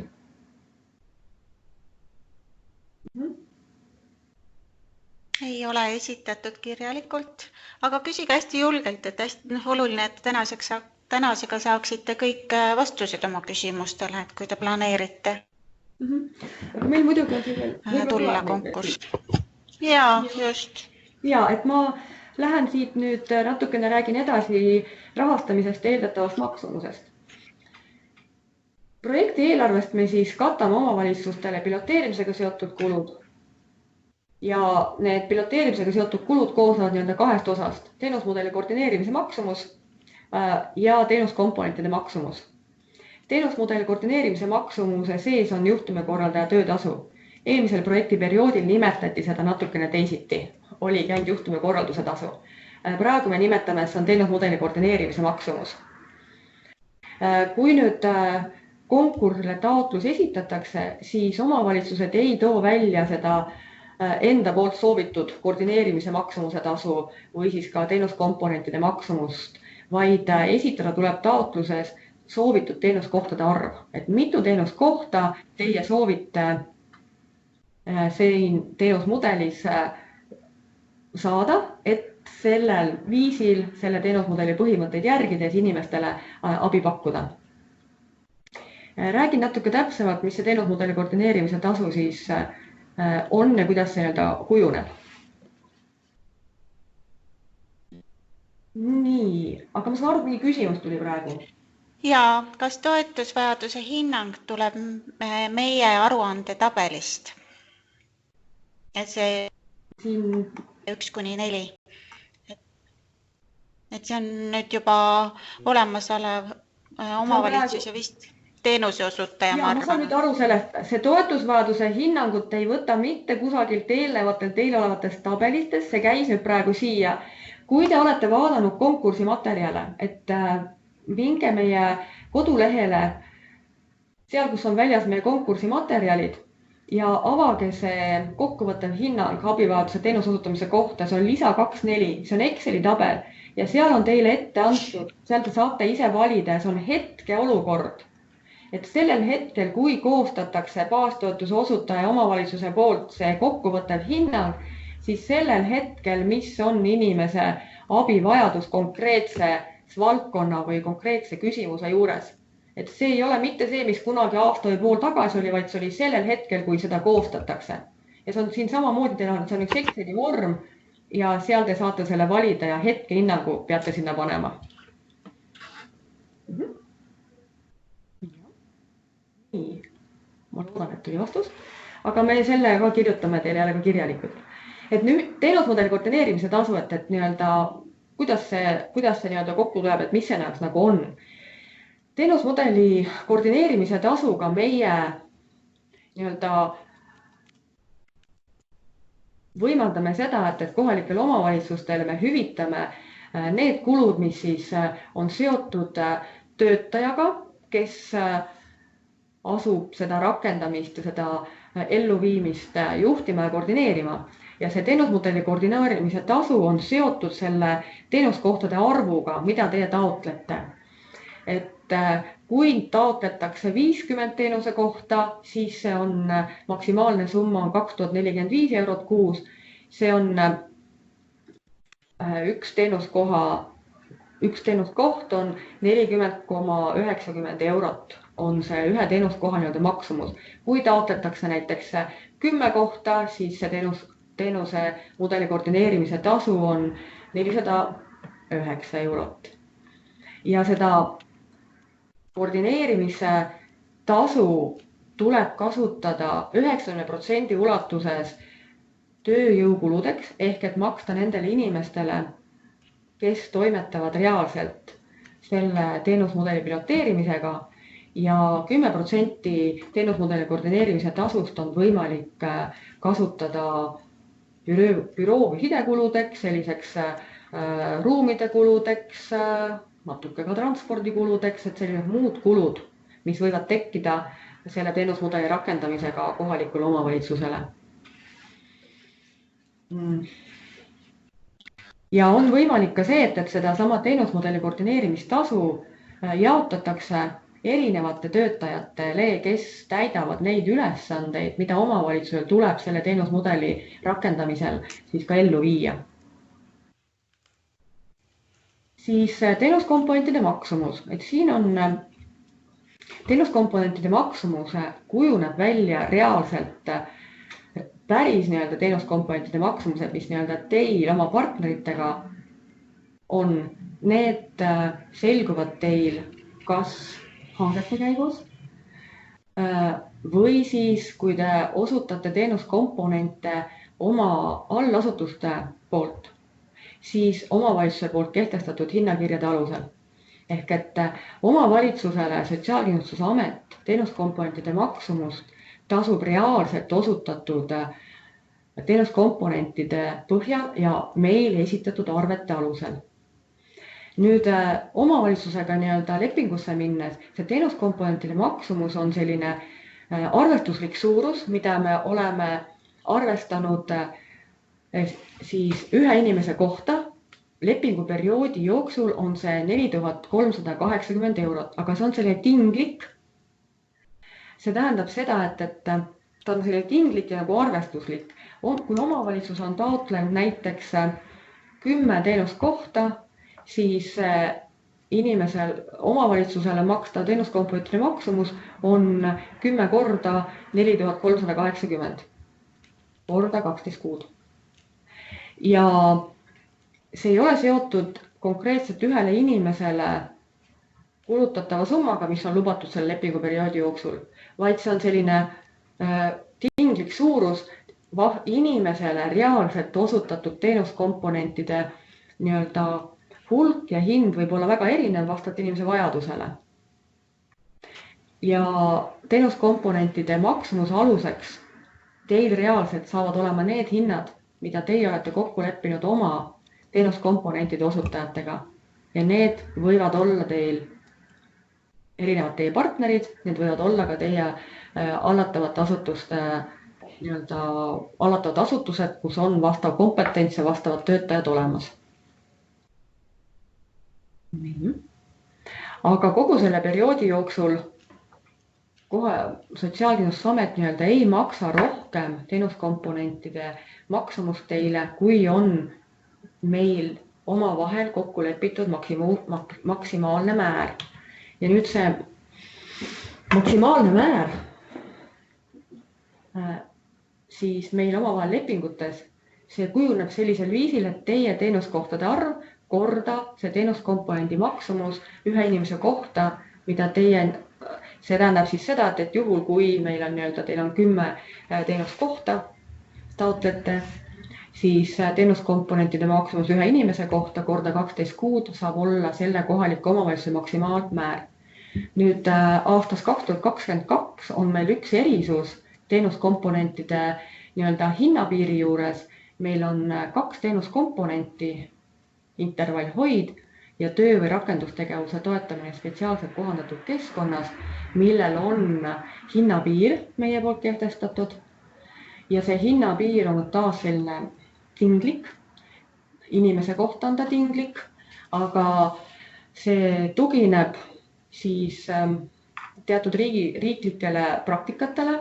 Intervallhoiu puhul on hinnapiiriks võetud igapäevaelu toetamise teenus päeva-nädala hoiuna, mille isikupõhine, ühe inimese põhine kuu maksumus on arvestuslikult 1196 eurot. Ja aastas võib olla ühele inimesele osutatud selle teenuskomponendi maksumus siis 1196 korda 12. See on see, mida meie ühele inimesele aasta jooksul selle teenuskomponendi eest oleme valmis hüvitama ja seda peab jälgima kohalik omavalitsus, seda peab jälgima ka kohalik omavalitsus, kui te ostate oma partneritelt seda teenuskomponenti. Samasugune hinnapiir on kehtestatud kohandatud keskkonnas inimese töö- või rakendustegevuse toetamist ja siin on aluseks võetud pikaajalise kaitstud töö. Praegused hinnapõhimõtted, see on inimese kohta 380 eurot ühes kuus ja aastas taas jälle 12 korda 380 ehk see on see hinnapiir, üle mille meie ei tasu selle teenuskomponendi eest. Ehk et kohalik omavalitsus peab siin seda jälgima, juhul kui seda teenuskomponenti osutatakse rohkem, siis seda, mis on üle selle hinnapiiri, tuleb katta oma kuludest, et Sotsiaalkindlustusamet seda rohkem ei tasu. Nii, mis on veel oluline, et teenusmudeli piloteerimine toimub 2 etapis. Me räägime esimesest etapist ja me räägime teisest etapist.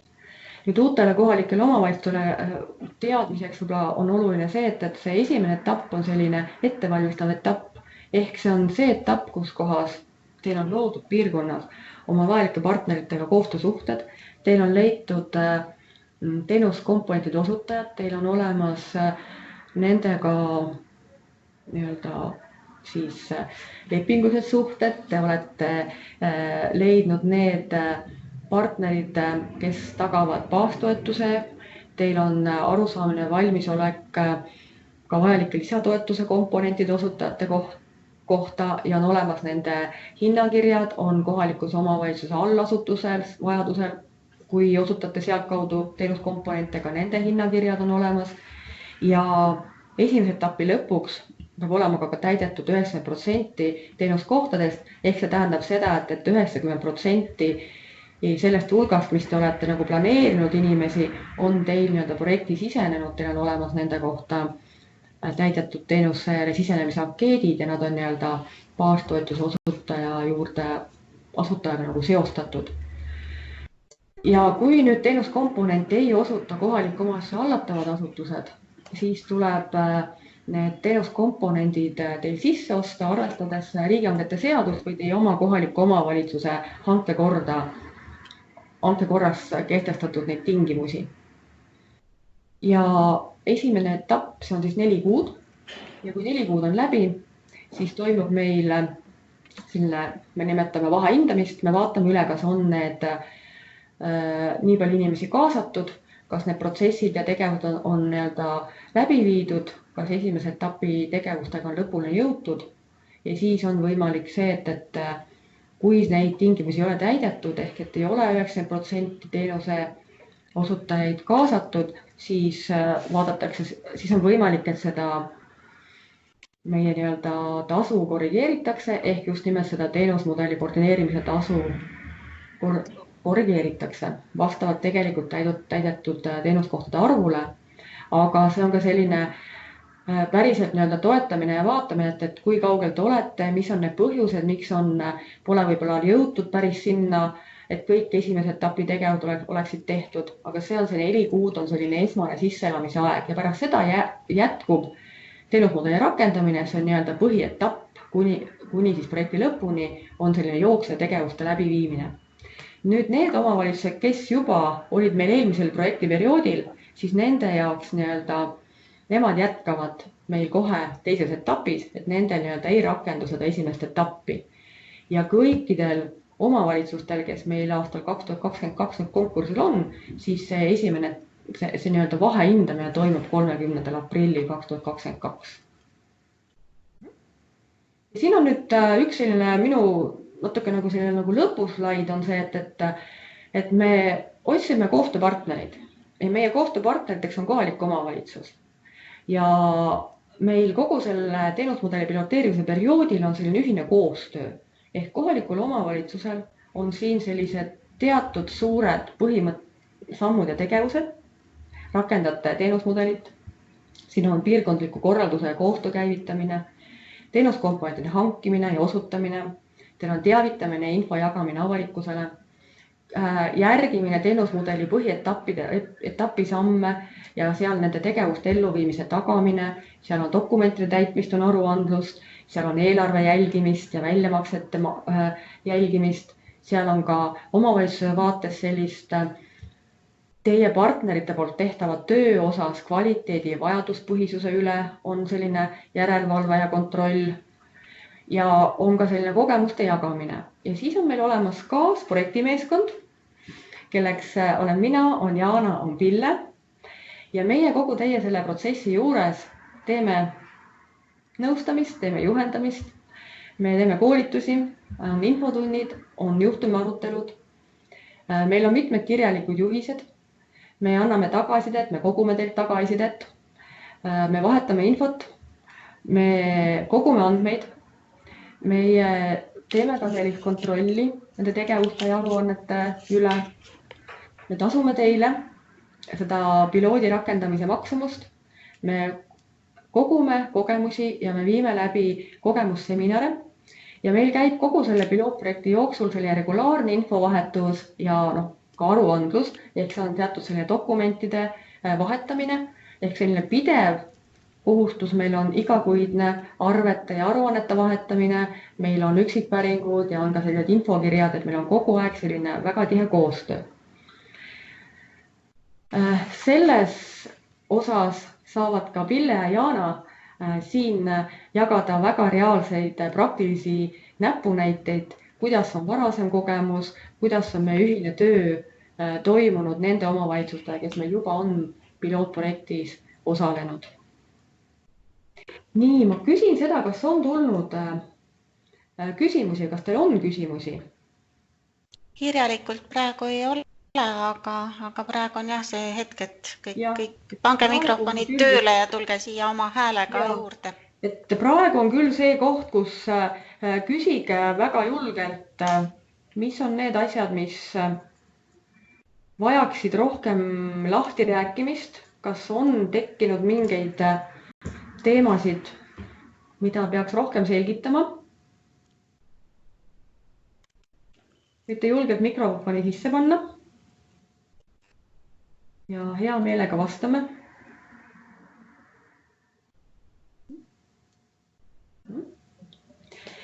Et kui hetkel ei ole küsimusi, siis võib-olla ma nagu saaks, et Pille ja Jaana, et teie saate tuua oma sellist, kirjeldada sellist jooksvat ühiskoostööd, kuidas on siin teenusmudeli perioodil omavalitsustega selline toetamine, nõustamine,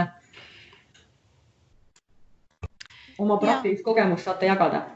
Nüüd ma võin otse lahti teha, et meil on küll olemas projektikirjelduslepingud, kõik need dokumendid on olemas, aga ja me jagame infot, eks ju, nii nagu Katrin praegu, et peale lepingu sõlmimist kindlasti tuleb meil ka selline avaseminar, aga ikkagi selle projekti rakendamise käigus võib tekkida küsimusi, mida ka seal paberites ei ole ja siis alati omavalitsused on meie poole pöördunud ja otsime siis vastuseid. Praegu on selles mõttes hea seis, et väga paljud teemad oleme me juba saanud läbi arutada ja enamus küsimustele tuleb vastus väga kiiresti, aga jätkuvalt on ka selliseid üllatavaid ja uusi küsimusi, aga siis me ka projektimeeskonnas arutame ja vastame kõigele, et me oleme kättesaadavalt kogu aeg kirja teel, telefoni teel ja ma usun, et meil praegu need omavalitsused, kes projektis on, ka kinnitavad seda, et me ei ole neid üksi jätnud, et oleme aidanud, vastanud nendes asjades, mis meie saame siis toetada. Et kõige rohkem on võib-olla olnudki selle teenusmudeli, teenuskomponentide tõlgendamises küsimusi. Aga tänaseks on need, kes on nüüd projektis olnud, juba nüüd päris hästi selgeks saanud. Ja siis selline hea suhtlus on meil olnud, ma ütleksin, et meile projektimeeskonnas oleme siis meie 4, aga tegelikult see meeskond ongi meil siis üle Eesti nende omavalitsuste näol, kes meil kõik siis kaasatud juba praegu on. Et selline üldiselt minu poolt. Ja kui see aruannete kohta võib-olla, et siis vaatame üle, kui aruanded esitatakse. Kui aru ei saa midagi või selgitusi vajame, siis küsime. Kui on kõik hästi, anname märku, et nüüd on selle kuu aruandega kõik hästi.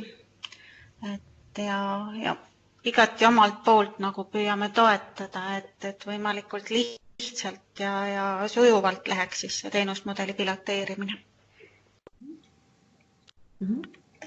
Ja aitäh, Jana! Pille, kas on sinul ka midagi sellist, mida sa oma jooksvast tööst tahaksid jagada või siia juurde öelda, rääkida? Ega ma vist niimoodi midagi üldist ei oskagi rohkem Jaanale lisada siia juurde, et see jutt on suht sama.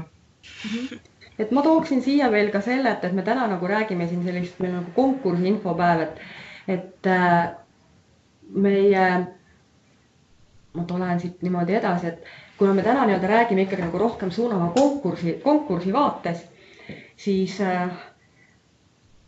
juhul konkursile me ootame meie taotluseks oleme 8. oktoobriks ja pärast seda hakkab meil nii-öelda taotluste läbivaatamise periood ja kui me nii-öelda jõuame siis lepingute sõlmiseni ja meie nii-öelda edukad omavalitsused on välja valitud, siis meil hakkab juba selline täpsem juhendamine ja õpetamine, mõtleks siis nagu teenusmudeli rakendamise vaates soovituste andmine, koolitused nende töövahendite kasutamiseks. Need töövahendid on teil nähtavad, nendega saate tutvuda seal konkursi materjalide juures, et siis juba meil on selline detailsem rakendustegevuste osas nii-öelda nõustamine. Ja me tõesti ootame taotlusi 8. oktoobriks, et nad oleksid kõik digitaalselt allkirjastatud. Esitada need e-posti aadressile info@sotsiaalkindlustusamet. Taotlejate pingerea me selgitame välja just nimelt sisulise kirjelduse alusel, nagu ma ütlesin. Ja meil on komisjon, meil on aega 15 tööpäeva teie taotluste läbivaatamiseks, hindamiseks. Juhul, kui on vajalik midagi täpsustada, midagi küsida, siis me seda selle perioodi jooksul teeme. Ja meie nii-öelda uued partnerid, kes meil on aastaks 2022, peaksid siis olema selgunud meil oktoobri lõpuks, novembri alguseks. Et siis asume lepinguid tegema ja meie nii-öelda soov on see, et omavalitsused, kes hakkavad siis teenusmudelit piloteerima 1. jaanuarist, teil on juba siis selle aasta lõpust võimalik hakata planeerima, kavandama tegelikult juba järgmise aasta neid samme. Et me oleme sellise ajalise sammuga planeerinud, et see ei ole nii, et me lepingud teiega sõlmime detsembri lõpus ja palun tehke 1. jaanuarist midagi. Ma seda võib-olla lisaksin omalt poolt nagu sellele üldisele projekti mõttele, et kui te nagu olete kahe vahel, kas tulla või mitte tulla projekti taotlema siia, et siis pigem ikkagi tulla, ma arvan. et see on niisugune päris hea kogemus, ma arvan. Ma kasutan ka võimalust, et ma just tahtsingi öelda, Kärdile tahtsin kanda sõna, et Kärt on siin olnud päris aegade algusest ja on ka kindlasti olulist infot saab teile jagada. Et tere kõigile minu poolt ja ma lihtsalt olen jah inimene, kes nii-öelda selle teenusmudeli piloteerimisel Sotsiaalkõrmetis ka nagu taustas toimetan, et küll mitte igapäevaselt ja jooksvalt, aga just, et tausta ja selle poole pealt, et kuidas selle mudeliga edasi liikuda.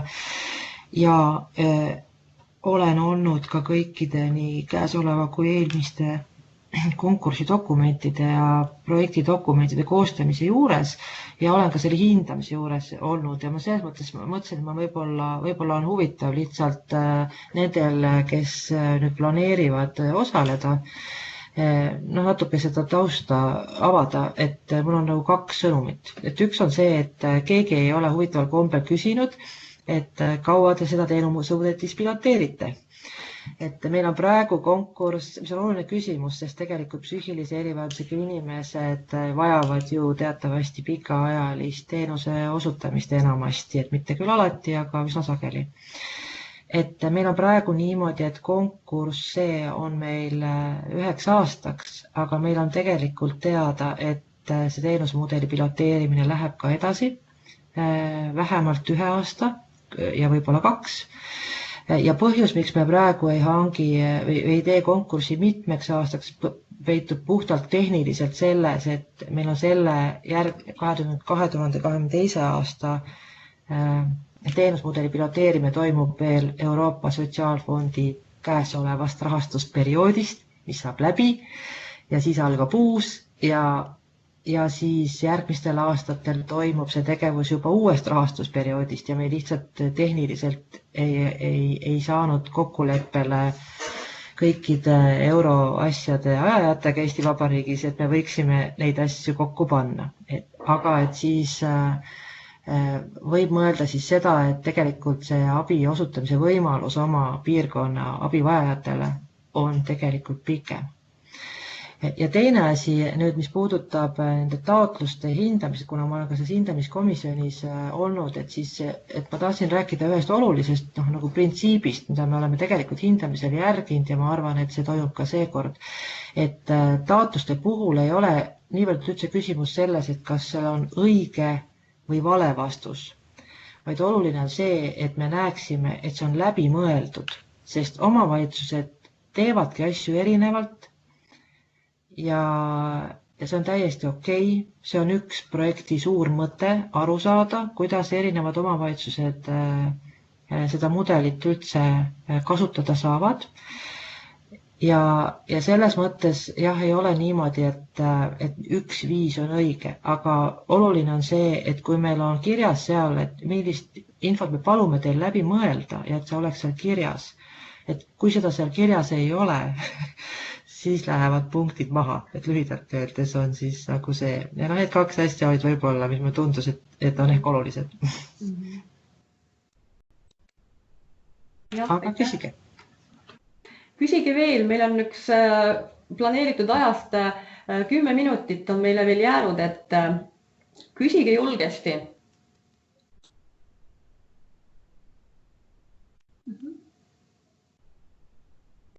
Ja meil on küsimus, et millal on lootust, et piloteerimine lõpeb ja tulevad muudatused erihoolekandeteenuste osutamisse kui süsteemi ja on kokku lepitud, kuidas teenuse osutamine Eestis toimub.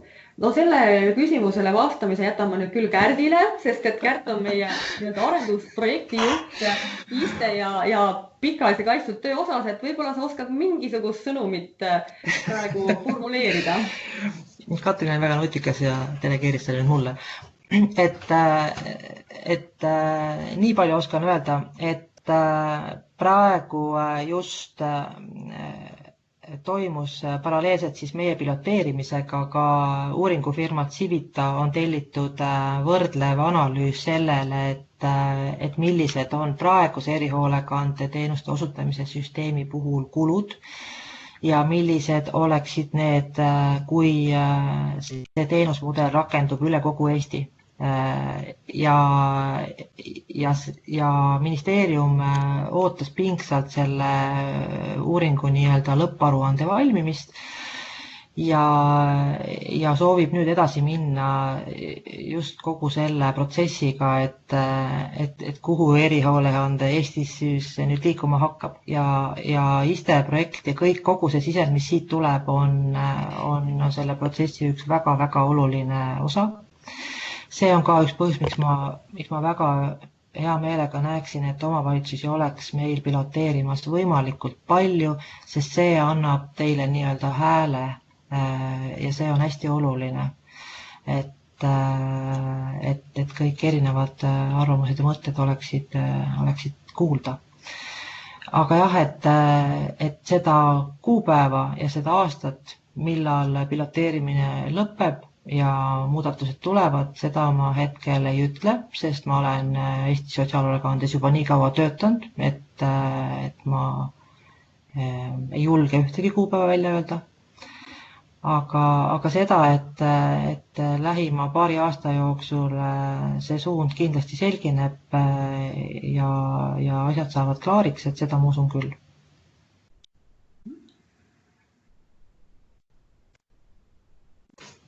Ja meile kirjutab Helen Reimann, kes on Sotsiaalministeeriumist ja on ka meiega ühinenud, et ma loen seda siis kõvalega ette, et kui keegi pärast võib-olla vaatab seda salvestust, et Helen Reimann annab meile sellise info, et aastaks 2026 on kindlasti pilt oluliselt selgem ja loodetavasti ka seaduslikud muudatused tehtud. Aitäh, Helen!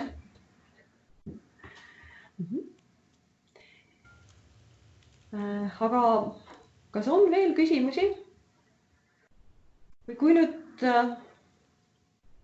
päris küsimusi ei ole, et siis ma võtan nagu veel kord kokku selle info, et näitan teile, meil on olemas projektimeeskond, kes täna toimetavad. Et meie nii-öelda kontaktid on kõik leitavad ka Sotsiaalkindlustusameti kodulehelt. Kogu konkursi info on samuti kättesaadav Sotsiaalkindlustusameti kodulehelt riigihangete alt. Projekti, praegu toimuva projekti kohta info on leitav ka kodulehelt, aga seda tuleb otsida erihoolekande teenuste valdkonna alt ja seal on olemas kenasti isikukeskne erihoolekande teenusmudel, et sealt on võimalik tutvuda praegu rakendatava projektiperioodi materjalidega, meie kogemusseminaride materjalidega, et sealt saab vaadata neid tegevusi, mis meil on ka ühiselt omavalitsustega tehtud. Ja kui teil on veel küsimusi konkursi kohta, siis te võite neid julgelt esitada nii, et kirjutage minu e-postile ja me kirjalikele küsimustele ka kenasti vastame. Ja täna sellised olulisemad küsimused, kõik, mis te olete siia esitanud, me veel kord ka võtame välja ja paneme neile kirjalikud vastused ja need on ka siis kättesaadavad riigihangete all. Ja meie tänane infotund ka salvestati ja selle me paneme ka kättesaadavaks riigihangete alla selle konkursi materjalide juurde. Nii. Mina ütleks küll nüüd niimoodi, et mul on väga hea meel, meid oli vahepeal, ma nägin kokku 34 inimest siin osalemas. Et ma väga-väga loodan, et me kohtume piloteerimisel ja et meil on 8. oktoobriks taotlusi rohkem kui 20, mida me saame niimoodi põnevusega läbi lugeda ja vaadata, kes on meie uued partnerid järgmisel aastal. Nii. Aga tõmbame siis otsad kokku. Kui nüüd keegi tõesti veel midagi tahab küsida, siis meie aeg on veel olemas, aga kui neid küsimusi ei ole, siis aitäh kõigile osalejatele ja võtke julgesti ühendust. Oleme olemas teie jaoks.